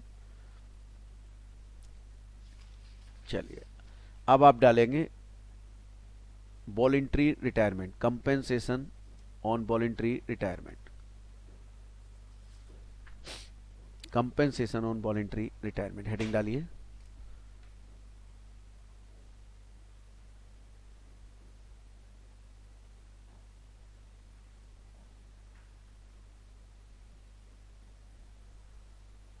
Retirement, compensation on voluntary retirement, compensation of voluntary retirement, heading डाल लीजिए, compensation of voluntary retirement. अब ये क्या है? देखिए 90s के दौर में जब 99 के आसपास की बात आई, 96 में क्या हुआ था कि बड़ा बूम आया था वर्ल्ड में और उसके बाद एकदम से इकोनॉमी डाउन हो गई। अब हुआ क्या, जब काम बढ़ता है तो लोग अपने एम्प्लॉय अपॉइंट कर लेते हैं और जब काम नहीं रहता है तो वही एम्प्लॉय फिर एम्प्लॉयर को बड़े बुरे लगने लगते हैं। क्यों? क्योंकि वो काम तो हो नहीं रहा और बैठे की सैलरी देनी पड़ रही है। तो ऐसी स्थिति में इंडस्ट्रीज ने गवर्नमेंट से बोला कि भैया आप ऐसी कोई पॉलिसी लेके आओ कि लोग वॉलंटरीली, मतलब स्वेच्छा से, खुद अपने मन से, खुद अपने दिल से रिटायरमेंट के लिए प्रेरित हों, इंस्पायर्ड हों। तो गवर्नमेंट बोली, गवर्नमेंट एक स्कीम लेके आई थी, गोल्डन हैंडशेक स्कीम, और उसमें उन्होंने कुछ अपनी गाइडलाइंस दी थी और एक रूल था, rule 2BA,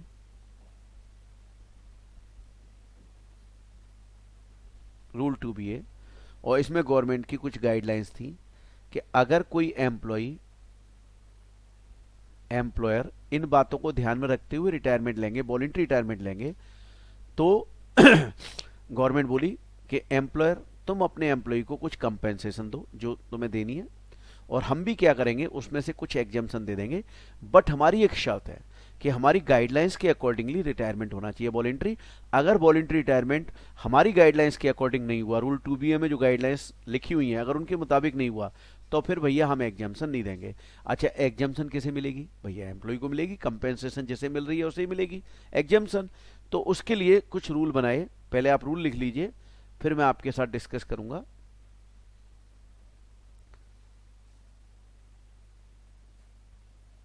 as of employ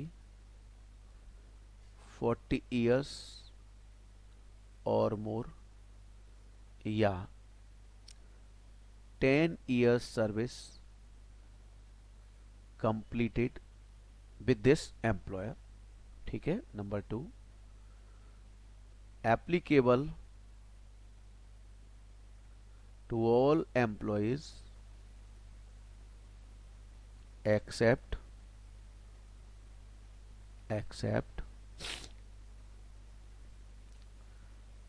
director of company and cooperative society, company or cooperative society। Number 3, overall strength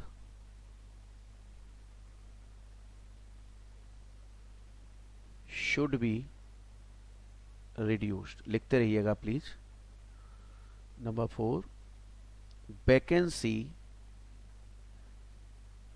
caused by voluntary retirement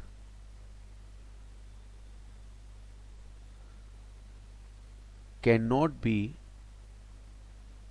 filled up again। Next point, retiring employee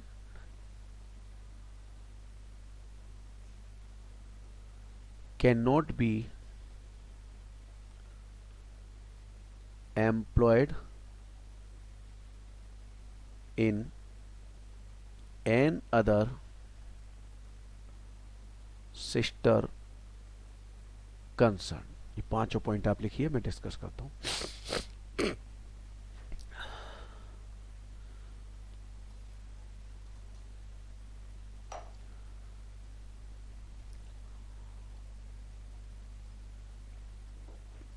third है overall strength should be reduced.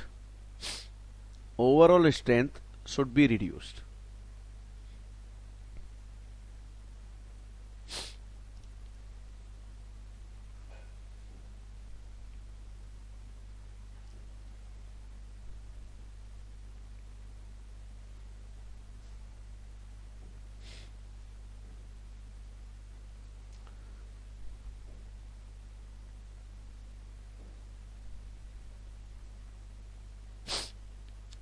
सबने लिख लिया?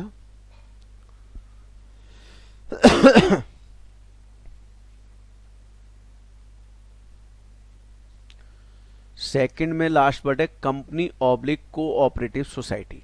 Company oblique cooperative society.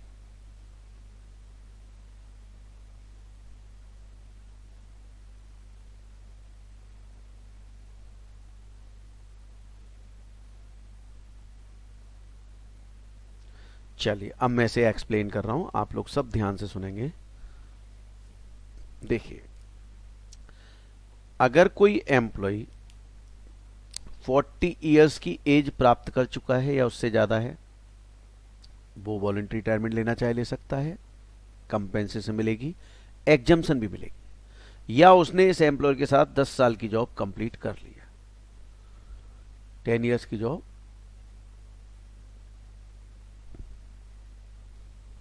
Complete कर लिए, right. अब मेरा एक सवाल है आप लोगों से, सिस्टर कंसर्न लिखा हुआ है वो, सिस्टर कंसर्न, ठीक है। एक सवाल है मेरा, मैं ना तो 40 साल का हुआ, ना मैंने 10 साल की जॉब की, पर मैं वॉलंटरी रिटायरमेंट लेना चाहता हूं, क्या मैं वॉलंटरी रिटायरमेंट ले सकता हूं इस पॉइंट के मुताबिक? देखिए ऐसे क्वेश्चन इंटरव्यू में पूछे जाते हैं और ज्यादातर स्टूडेंट फेल हो जाते हैं इंटरव्यू में जवाब देने से पहले। शब्द सुने नहीं आपने, दोबारा सुनो। ना मैं 40 साल का, ना मैंने 10 साल की जॉब की, मैं वॉलंटरी रिटायरमेंट लेना चाहता हूं, मैं ले सकता हूं वॉलंटरी रिटायरमेंट या नहीं ले सकता? बिल्कुल ले सकता हूं, बट मुझे एग्जाम्शन नहीं मिलेगी। एग्जाम्शन चाहिए तो मुझे ये बात पूरी करनी पड़ेगी। क्लियर? चलिए, ये वाला पॉइंट मैं अभी आप लोगों के ऊपर छोड़ रहा हूं। मैं पहले 3 का लॉजिक समझा रहा हूं, फिर मैं आप लोगों से इसका लॉजिक पूछूंगा। अब गवर्नमेंट कह रही है कि भैया आप ही ने तो शिकायत की थी कि साहब हमारे यहां ओवर स्टाफिंग हो गई है, तो अगर मान लो तुम्हारे यहां 100 एम्प्लॉय हैं और एक रिटायरमेंट लेना चाहता है, तो अब आपकी ओवरऑल स्ट्रेंथ कितने एम्प्लॉय की रहनी चाहिए? 99 की। तो मतलब इस वॉलंटरी रिटायरमेंट की वजह से आपकी ओवरऑल स्ट्रेंथ क्या होनी चाहिए? कम हो जानी चाहिए। और जो जगह खाली हुई वो can not be filled up again, दोबारा नहीं भरी जाएगी। और एक बात, retiring employee can not be employed in another sister concern, मतलब मान लो मेरी ए और बी 2 कंपनियां हैं, मैंने यहां से एक्स को रिटायरमेंट दिला दिया वॉलंटरी, और उससे कहा चल तू यहां आ जा, यहां ज्वाइन करा देता हूं, तो बात तो वहीं की वहीं आ गई भाई। यहां से लायबिलिटी कम कर दी तो यहां लायबिलिटी आ गई। तो वो कह रहे हैं नहीं जी, अगर आपने रिटायरमेंट लिया है तो आप सिस्टर कंसर्न में भी अपॉइंट नहीं होंगे। अब बताइए, पहला तीसरा चौथा पांचवा, चारों पॉइंट समझ आ गए?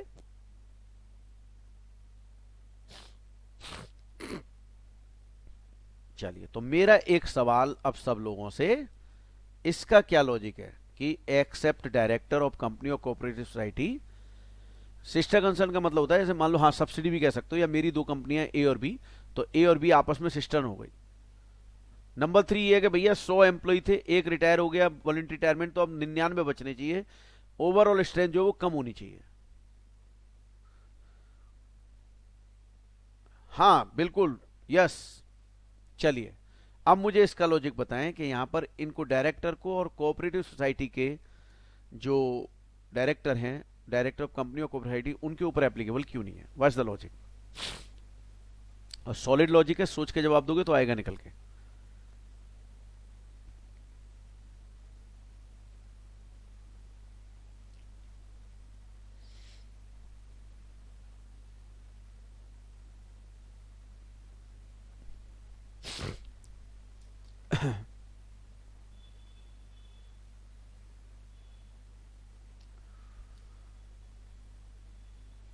सब लोग लिखें प्लीज, जो जो आपके मन में आ रहा है जवाब लिखें।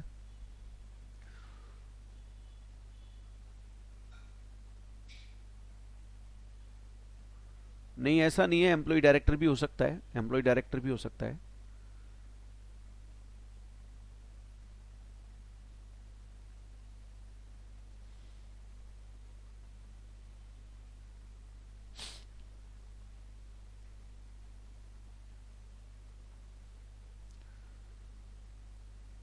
नहीं, ये लॉजिक नहीं है नूर, और सोचो क्या लॉजिक हो सकता है, दिमाग लगाओ सब लोग।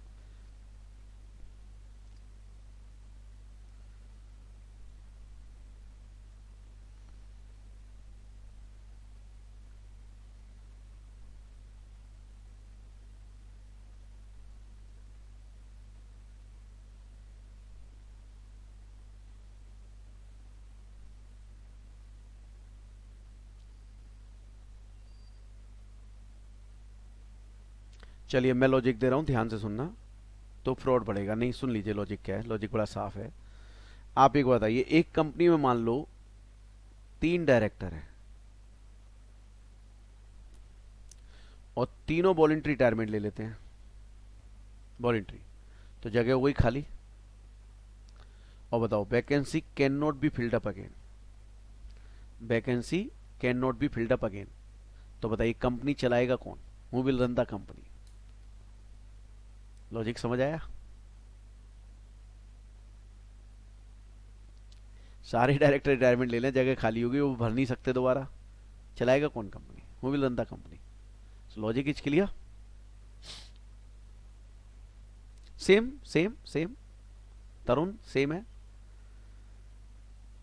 अच्छा, अब आप कहोगे सर तो क्या एक डायरेक्टर वॉलंटरी रिटायरमेंट लेना चाहे तो नहीं ले सकता? बिल्कुल ले सकता है, किसने मना किया है? बट बताइए क्या प्रॉब्लम होगी उसके साथ फिर? एक डायरेक्टर वॉलंटरी रिटायरमेंट लेना चाहे तो मैंने कहा ले सकता है, लेगा तो क्या नुकसान है, उसको क्या होगा? हाँ बिल्कुल सही लिखा है आपने, एग्जाम्शन नहीं मिलेगी, खत्म बात, ले ले भैया जितना मर्जी। क्लियर? तो यहां तक पॉइंट एकदम समझ आ गया। अब मान लीजिए सारी कंडीशन सेटिस्फाइड कर दी, तो बस इसके बाद अब इसे कंपेंसेशन मिली, तो उसको कैसे एग्जेम्प्ट करते हैं वो मैं लिखने जा रहा हूं। लीस्ट ऑफ द फॉलोइंग, मेरे साथ साथ लिखिए please, shall be exempt. Number one, actual amount received. Number two, 3 into last month salary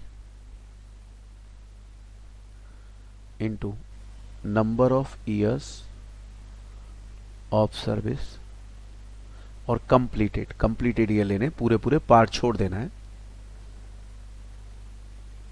last month salary जो ऊपर लिया वो यहां लेंगे, into number of months left for service, last month salary into number of months left for service, and 4 is rupees 5 lakh. Salary का मतलब basic salary, DAF, fix percent commission on turn होगा।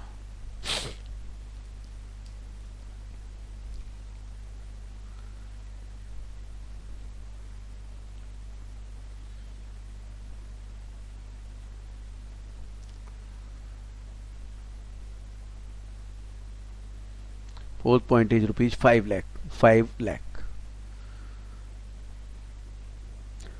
अब देखिए जिस महीने रिटायर हो रहे हैं लास्ट मंथ है तो उसी दिन, नहीं तो उससे पहले महीने की सैलरी, और ये तीनों आइटम ऐड कर दें तो एक महीने का फॉर 1 मंथ। देखो एक्चुअल अमाउंट आई जाएगा, 5 लाख आई गया, इसमें कोई दिक्कत नहीं। और ये सैलरी आपने जो ली वो यहाँ रखी, और 3 is by default. Number of years of service, मान लो आपने जॉब की 21 साल 9 मंथ, मंथ छोड़ दीजिए, केवल 21 साल ले लीजिए, और फिर जो सैलरी ऊपर ली वो यहाँ आ जाएगी। नंबर ऑफ मंथ्स, अब यहाँ लिखा है मंथ्स लेफ्ट फॉर सर्विस। अब ये सुन लीजिए क्या है, इसके बाद आपने प्रैक्टिकल करना है, ध्यान से सुनना मेरी बात, ध्यान से सुनना, बहुत ध्यान से। देखिए यहां पर मंथ्स लेफ्ट फॉर सर्विस का मतलब क्या है, ध्यान से सुनना। मान लो मेरी एज है आज 48 ईयर्स और 7 मंथ्स, 48 ईयर्स 7 मंथ, 48 ईयर्स, दोबारा लिख देता हूं, 48 ईयर्स एंड 7 मंथ्स, ये मेरी एज है। और कंपनी में रिटायरमेंट की जो एज है एम्प्लॉय की वो 60 ईयर्स है, 60 ईयर्स। मैं आज 48 ईयर्स 7 मंथ्स का हूं और कंपनी में नॉर्मल एज ऑफ रिटायरमेंट है 60 ईयर्स। आप मुझे बस ये बता दीजिए कितने महीने की मेरी जॉब बची हुई है, महीनों में कन्वर्ट करके बताना है इसको, यहां पर देख के बताओ।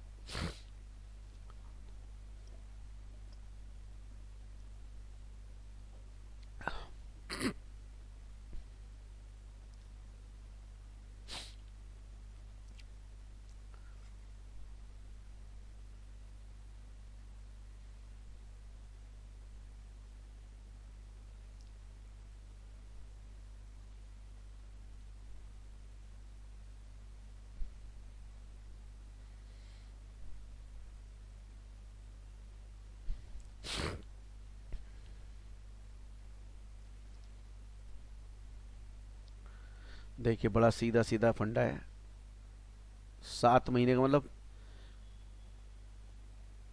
49 साल का होता हूं तो 5 महीने तो यहां बचे हुए हैं, और 60 में से 49 लेस करूं तो 11 साल, 11 साल इंटू 12, 11 इंटू 12 कितना आ रहा है जरा बताइए, 11 इंटू 12 132। सो 11 साल और 5 महीने की मेरी जॉब बची हुई थी, इनको जोड़ दूं तो बन गया 137 मंथ्स। तो बताइए समझ आया, पूरा फॉर्मूला क्लियर है ये? और ये वॉलंटरी रिटायरमेंट लाइफ में एक ही बार ले सकते हो, आप बार बार नहीं कर सकते। चलिए अब बताइए, अब मैं क्वेश्चन दूं तो इसे ट्राई करेंगे, आप सॉल्व करेंगे। चलिए क्वेश्चन ट्राई करते हैं, फिर देखते हैं क्या होता है। आप क्वेश्चन ट्राई कीजिए।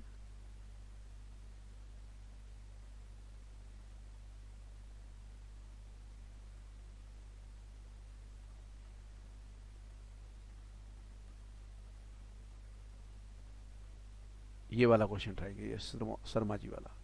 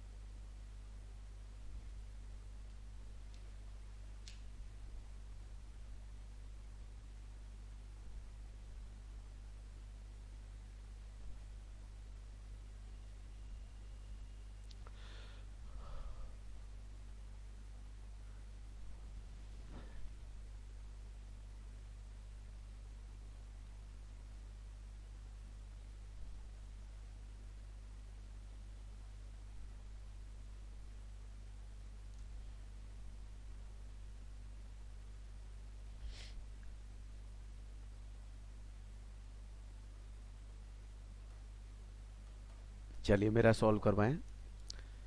एक्चुअल अमाउंट है 8,75,000, 5 लाख बाई डिफॉल्ट है। अब यहाँ पे करते हैं 3 इंटू सैलरी। बेसिक सैलरी कितनी है? 11,500। डीए इफ बता दीजिए जरा कितना आ रहा है। 88 का 8800 का 60% है ना, कितना है? हाँ 60%, 5280। ओके 5280 और कमीशन है 100 परसेंटेज में। सो this is 17,780। Okay 17,780 into number of years 24 years. Okay तो दिस अमाउंट इज, प्लीज बताएं आप कितना आ रहा है? 12,80,160।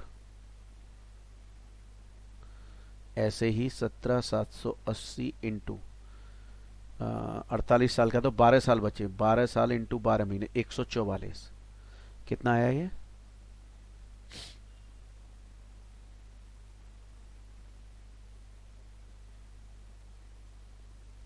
अड़तालीस साल की एज है ना, तो 60 नॉर्मल एज है, तो 12 साल बचे। 12 इंटू 12 144, 144।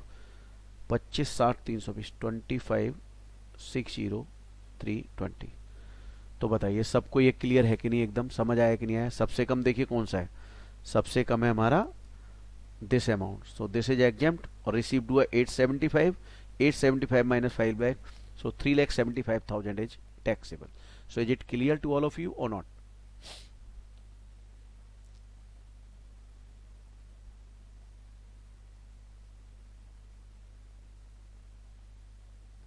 प्लीज लिखा करें सब लोग।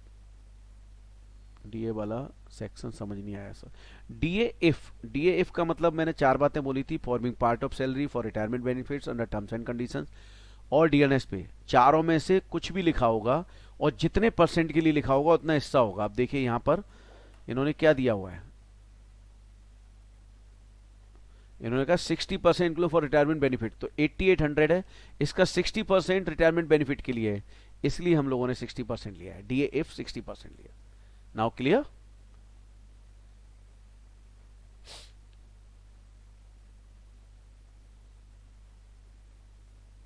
हाँ 60% लेना था। चलिए एक टॉपिक और ले रहा हूं और फिर आज की क्लास हम रोक देंगे। यहां आ जाते हैं लीव ट्रेवल कंसेशन पे। Leave travel concession, leave travel concession, देखिए हमारी गवर्नमेंट ने, देखिए मैं आपसे एक सवाल पूछता हूं कि एक मान लो 2 महीने 3 महीने 4 महीने हम कंटिन्यूसली पढ़ते जा रहे हैं, पढ़ते जा रहे हैं, पढ़ते जा रहे हैं, पढ़ते जा रहे हैं, पढ़ते जा रहे हैं, तो एक दिन ऐसा नहीं होता कि मन नहीं लगता पढ़ाई में, एक दो दिन के लिए मन हट जाता है, तो ये ह्यूमन नेचर है, ऐसा होता है। तो ऐसे ही मान लो मैं पढ़ाए जा रहा हूँ, पढ़ाए जा रहा हूँ, पढ़ाए जा रहा हूँ, पढ़ाए जा रहा हूँ, काम करे जा रहा हूँ, करे जा रहा हूँ, करे जा रहा हूँ, तो मैं भी थकूंगा यार, तो मेरा भी एक दिन हो सकता है ना हो। तो ऐसी स्थिति में हमारी गवर्नमेंट बोली कि भाई हमारे एम्प्लॉयज, सबसे पहले गवर्नमेंट ने निकाली थी कि हमारे एम्प्लॉयज भाई काफी काम करते हैं, थक जाते हैं, तो हम उन्हें एक काम करते हैं, रिफ्रेश करने के लिए बाहर भेजते हैं। पर बाहर का मतलब अपने होम टाउन से बाहर, जहां जॉब कर रहे हैं वहां से बाहर, पर इंडिया से बाहर नहीं, विद इन इंडिया, राइट। तो अब बाहर भेजेंगे तो बाहर घूमने का खर्चा, रहने का खर्चा, ये सब कौन बियर कर रहा है? एम्प्लॉयर। तो अब बात आ रही है कि जो ये खर्चा दिया जाता है इसे नाम क्या दें? इसको बोला जाता है लीव ट्रेवल कंसेशन। ध्यान रखना, अगर एग्जाम में लीव ट्रेवल अलाउंस दिया है तो फिर ये जो पढ़ा रहा हूं सब बेकार है, 100% टैक्सेबल होगा। Leave travel allowance is 100% taxable. लेकिन अगर लीव ट्रेवल कंसेशन लिखा हुआ आ रहा है तो इट इज कॉल्ड एलटीसी। तो एलटीसी अगर होगी तो उसमें देखिए टैक्सेबिलिटी क्या होगी, क्या रूल है उसके, क्या नियम कायदे कानून है, वो मैं पढ़ाने जा रहा हूं। देखिए एग्जाम्पशन जो मिलेगी वो इंडियन एम्प्लॉय भी हो सकते हैं, फॉरेनर एम्प्लॉय भी हो सकते हैं। आप कहोगे सर फॉरेनर क्यों? आज मान लिया कोई विदेशी कंपनी इंडिया में, फॉरेन कंपनी इंडिया में है, तो वो क्या करती है, इंडिया में हेड जो बनाएगी वो अपनी कंट्री का बनाती है ज्यादातर, उसे अपने बंदे पर ज्यादा भरोसा है, राइट। तो फॉरेन एम्प्लॉय भी हो सकता है, इंडियन एम्प्लॉय भी हो सकता है, प्रेजेंट एम्प्लॉय, पास्ट एम्प्लॉय, कोई भी हो सकता है। अब जब बाहर जाने की बारी आई तो कौन जा सकता है? खुद फैमिली मान लो मैं, मेरी वाइफ, मेरे बच्चे, मेरे मदर फादर ब्रदर सिस्टर, ये जा सकते हैं डिपेंडेंट हो तो, ठीक है। In connection proceeding leave in place in India is exempt and from farmer, मतलब मेरा करंट एम्प्लॉयर भी हो सकता है और पास्ट एम्प्लॉयर भी हो सकता है, यानी मैं ड्यूरिंग सर्विस भी जा सकता। अब कहोगे सर पास्ट एम्प्लॉयर क्यों होगा? भैया मेरे उससे रिलेशन अच्छे हैं, वो बाहर जाता है मुझे अभी भी याद कर लेता है, तो मैं अभी भी चला जाता हूँ उनके साथ घूमने, राइट। तो भैया फैमिली में कौन होगा? देखिए spouse, children of the individual, brother sister, mother father, wholly और मेनली, मतलब parents, brother sister of the individual, wholly और mainly dependent on the individual. अगर मैं हूं तो मेरे ब्रदर सिस्टर, मेरे मम्मी पापा जो मेरे ऊपर पूरी तरह से डिपेंडेंट है, वो भी बाहर घूमने जा सकते हैं। अब बात आती है बाहर घूमने जाएंगे तो कैसे जाएंगे? बोले जी अगर बाई एयर जाएंगे तो बाई एयर वो कह रहे हैं कि एक तो शॉर्टेस्ट रूट पकड़ना है आपने, और economy fair, economy fair shortest route आपका एग्जाम्प्ट होगा। मतलब मान लो मैं गोवा जाना चाहता हूं दिल्ली से, तो एक दिल्ली से गोवा की डायरेक्ट फ्लाइट है, मान लो 6,000 की, पर मैंने कहा मैं तो दिल्ली से मुंबई जाऊंगा, मुंबई बॉम्बे, और बॉम्बे से गोवा जाऊंगा। अब वो फ्लाइट पड़ रही है मान लो मेरे को 10,000 की, तो इनकम टैक्स डिपार्टमेंट कहता है कि भैया तू डायरेक्ट भी तो जा सकता था, तूने लॉन्गेस्ट रूट क्यों लिया? तो शॉर्टेस्ट रूट की कितनी थी? 6,000, और तूने खर्चा कराया 10,000, तो 4,000 रुपये एम्प्लॉय के हैंड में टैक्सेबल हो जाएगा। फिर बात आती है कि सर अगर ट्रेन से जाएंगे तो same, first AC exempt, first AC से ऊपर ट्रेन में कुछ होता नहीं, तो फर्स्ट एसी एग्जाम्प्ट। अब मान लो मैंने क्या किया, अपने बॉस से फर्स्ट एसी टिकट कराई, पैसे रिम्बर्स कराए, और उसके बाद फर्स्ट एसी की टिकट कैंसिल करा दी और मैंने 3 टायर करा दी। अब समस्या आ गई इनकम टैक्स वाले ओरिजिनल टिकट मांगेंगे तो मेरे पास 3 टायर की होगी, फर्स्ट एसी की तो होगी नहीं, वो तो कैंसिल होकर खत्म हो जाएगी। तो मैंने लिए तो फर्स्ट एसी के पैसे, गया 3 टायर से, तो फिर से डिफरेंस बच गया। उस डिफरेंस में मुझे क्या देना पड़ेगा, टैक्स देना पड़ेगा।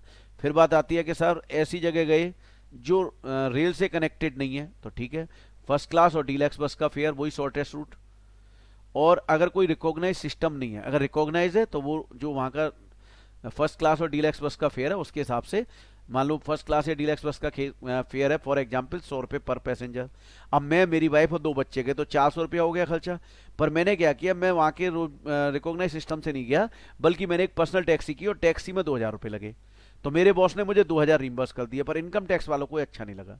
इनकम टैक्स वाले बोले कि भैया 400 खर्च हो सकता है, तेने 2,000 क्यों खर्च करवाए, तो तेने 1,600 रुपये अपने फायदे के लिए खर्च कराए, तो इस 1,600 पे क्या देना पड़ेगा, टैक्स। और अगर ऐसी जगह आप जाते हो जहाँ सिस्टम रिकॉग्नाइज नहीं है, तो गवर्नमेंट कहती है कि हम एज्यूम करेंगे अगर यहाँ ट्रेन चल रही होती तो ट्रेन के हिसाब से जो फेयर होता वो एग्जेम्प्ट होता, और बाकी हम क्या कर देंगे, टैक्सेबल, राइट। अब बात आती है कि भाई बच्चे कितने जा सकते हैं इसमें, तो देखिए ध्यान से सुनना, बहुत इंपॉर्टेंट बात बताने जा रहा हूँ। इस पे 4 नंबर का क्वेश्चन आया हुआ है, और बहुत ध्यान से सुनना मेरी बात, बहुत ध्यान से। 1 अक्टूबर 98 से पहले तो जितने मर्जी बच्चे जा सकते थे, पर 1 अक्टूबर 98 ऑनवर्ड्स हम दो, हमारे 2 जाएंगे, बाकियों को छोड़ना पड़ेगा आपको। लेकिन यहां भी 2 केस हैं, प्लीज ध्यान से देखना, केस 1 और केस 2। अब मान लीजिए फर्स्ट टाइम बर्थ हुई बच्चे की, और वो सिंगल बर्थ हुई, एक बच्चा हुआ, और नेक्स्ट टाइम मान लो मल्टीपल चाइल्ड हो गए, और मान लो यहां एक सिंगल था और यहां 3 हो गए, तो अब बच्चे कितने हो गए, 4। ध्यान से सुन, अच्छा मेरी वो नहीं दिख रही होगी आपको स्क्रीन, मैं स्क्रीन दिखाता हूं अभी, प्लीज ध्यान से सुनना, बड़ी इंपॉर्टेंट बात बताने जा रहा हूं, ध्यान से सुनना प्लीज। मैंने 2 केस लिए, फर्स्ट टाइम सिंगल बर्थ हुई एक बच्चा, और नेक्स्ट टाइम मल्टीपल बर्थ हो गई 3 बच्चे, तो बच्चे हो गए 4। अब इनकम टैक्स वाले कह रहे हैं कि ये भले ही दिखने में 4 हैं, पर हम इन्हें 2 ही मानेंगे, और इनका जितना भी खर्चा चारों का होगा सब एग्जेम्प्ट है, कोई टैक्सेबल नहीं, बट एड पर नॉर्म होना चाहिए, जो हमने नॉर्म्स आपको भी पढ़ाए थे वो। अब मैं सेकंड केस ले रहा हूं, मान लो फर्स्ट टाइम 2 या 3 हो गए, और सेकंड टाइम 1। ध्यान से सुनना, बड़ी इंपॉर्टेंट बात, 2 हैं तो भी 2, और 3 है तो भी 2 माना जाएगा, और ये 1, ये सेपरेट। इसका मतलब 2 बच्चे एग्जेम्प्ट कैसे होंगे, अब मैं साधारण शब्दों में समझाने जा रहा हूं कि फर्स्ट टाइम सिंगल बर्थ तो बाद वाली मल्टीपल बर्थ बराबर भी 1 माना जाएगा, तो 2 हो गए। लेकिन अगर फर्स्ट टाइम ही 2 या 3 हुए तो वो 2 माने जाएंगे, और second will not be considered. बोलो बात समझ आई या नहीं आई, ये इंपॉर्टेंट पॉइंट था। फर्स्ट टाइम सिंगल हुआ, सेकंड टाइम मल्टीपल हुआ, तो मल्टीपल बराबर भी 1, तो 1 पहला और 1 ये, मतलब भले ही देखें 2 या 3 4, पर 2 ही माने जाएंगे। पर सेकंड टाइम में फर्स्ट टाइम मल्टीपल बर्थ हो गई, तो वो 2 हैं तो भी 2, 3 है तो भी 2, पर नेक्स्ट जो है वो नहीं माना जाएगा, राइट। तो मैंने रिपीट भी कर दिया तरुण, अब आपको समझ आ गया होगा, मैंने रिपीट भी कर दिया कि फर्स्ट टाइम सिंगल बर्थ थी, सेकंड टाइम मल्टीपल है, तो वो मल्टीपल भी 1 ही माना जाएगा, और एक 2। लेकिन अगर दूसरे टाइम 2 या 3 है तो वो 2 हैं, फर्स्ट बर्थ और सेकंड बर्थ फिर कंसीडर नहीं की जाएगी। इसमें एक और इंपॉर्टेंट पॉइंट है, मैं चाहता हूं पहले आप लोग पढ़ें, फिर मैं एक्सप्लेन करूंगा आपको। ये वाला पॉइंट आप लोग पढ़ें, फिर मैं डिस्कस करता हूं, ये वाला पॉइंट ये पढ़ें, पढ़िए इसे।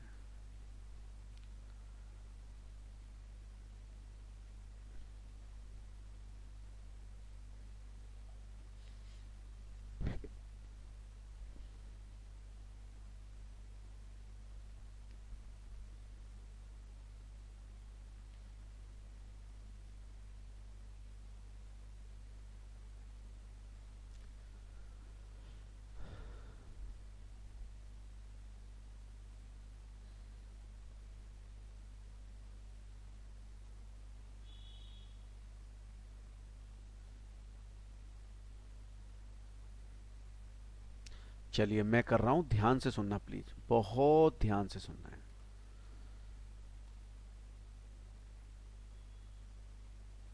प्लीज ध्यान से सुना। 4 ईयर्स कैलेंडर ईयर्स का एक ब्लॉक है, मान लो ब्लॉक 1/1/14 से कैलेंडर ईयर 31/12 को खत्म होता है 17, तो ये 4 साल का एक ब्लॉक बन गया। ध्यान से देखो, 4 साल सही लिखे हैं मैंने, या 3 साल है ये?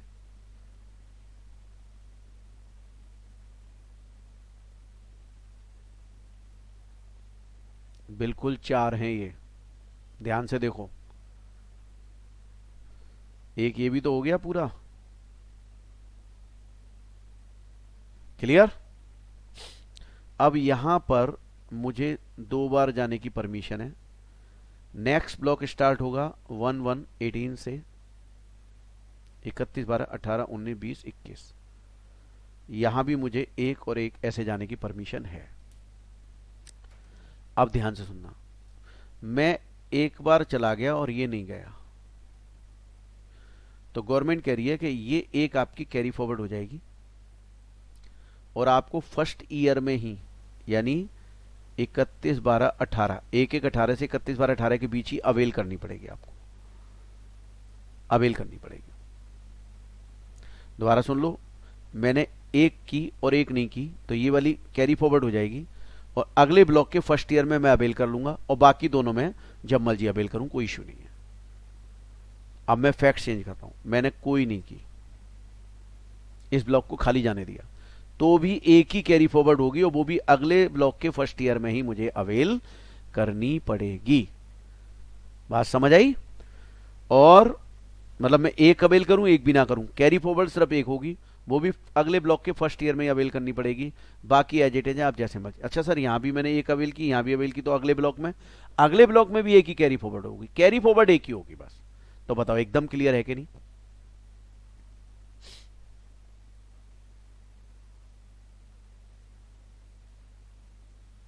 बस, तो छोटा सा ये सवाल है। और देखो मैंने लिख के दिया हुआ है, leave travel allowance is fully taxable. हाँ, अगर आपने अवेल नहीं की इशिता तो ये आपका लॉस है, इसलिए आप घूमो फिरो, एंजॉय करो। चलिए, अगर लीव ट्रेवल कंसेशन है तो अलाउंस है तो फुल्ली टैक्सेबल होगा, फिर ये जो मैंने पढ़ाया किसी काम का नहीं। लेकिन अगर लीव ट्रेवल कंसेशन है तो जो मैंने पढ़ाया वो सारा काम का है। अब आप ये प्रैक्टिकल कर लीजिए ताकि आपको ये क्लियर हो जाए, फटाफट सॉल्व कर लीजिए इसे।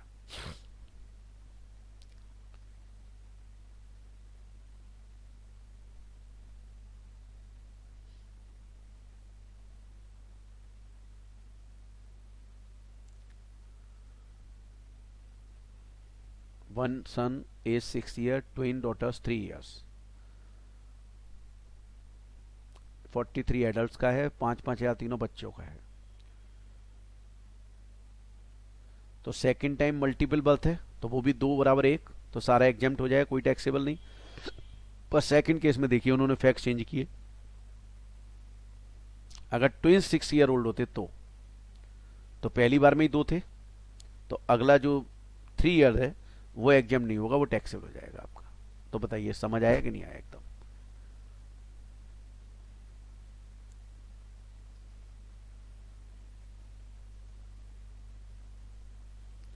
तो आज का जितना हमने पढ़ा एकदम क्लियर है, ऑल इज क्लियर, समझ आ गया सारा?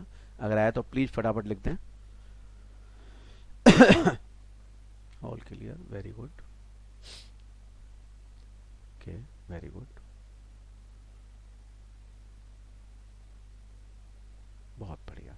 तो कल की क्लास के लिए आप लोग प्लीज आगे का पढ़ के आए तो थोड़ी और स्पीड ले सकूं मैं, है ना, क्योंकि सिलेबस ज़्यादा से ज़्यादा मुझे ख़त्म करना है। और जब आप पढ़ के आएंगे ना तो रिपीटेशन की संभावना कम होगी, ठीक है? तो आज की क्लास में मैं सर हाउस प्रॉपर्टी में ग्राउंड रेंट का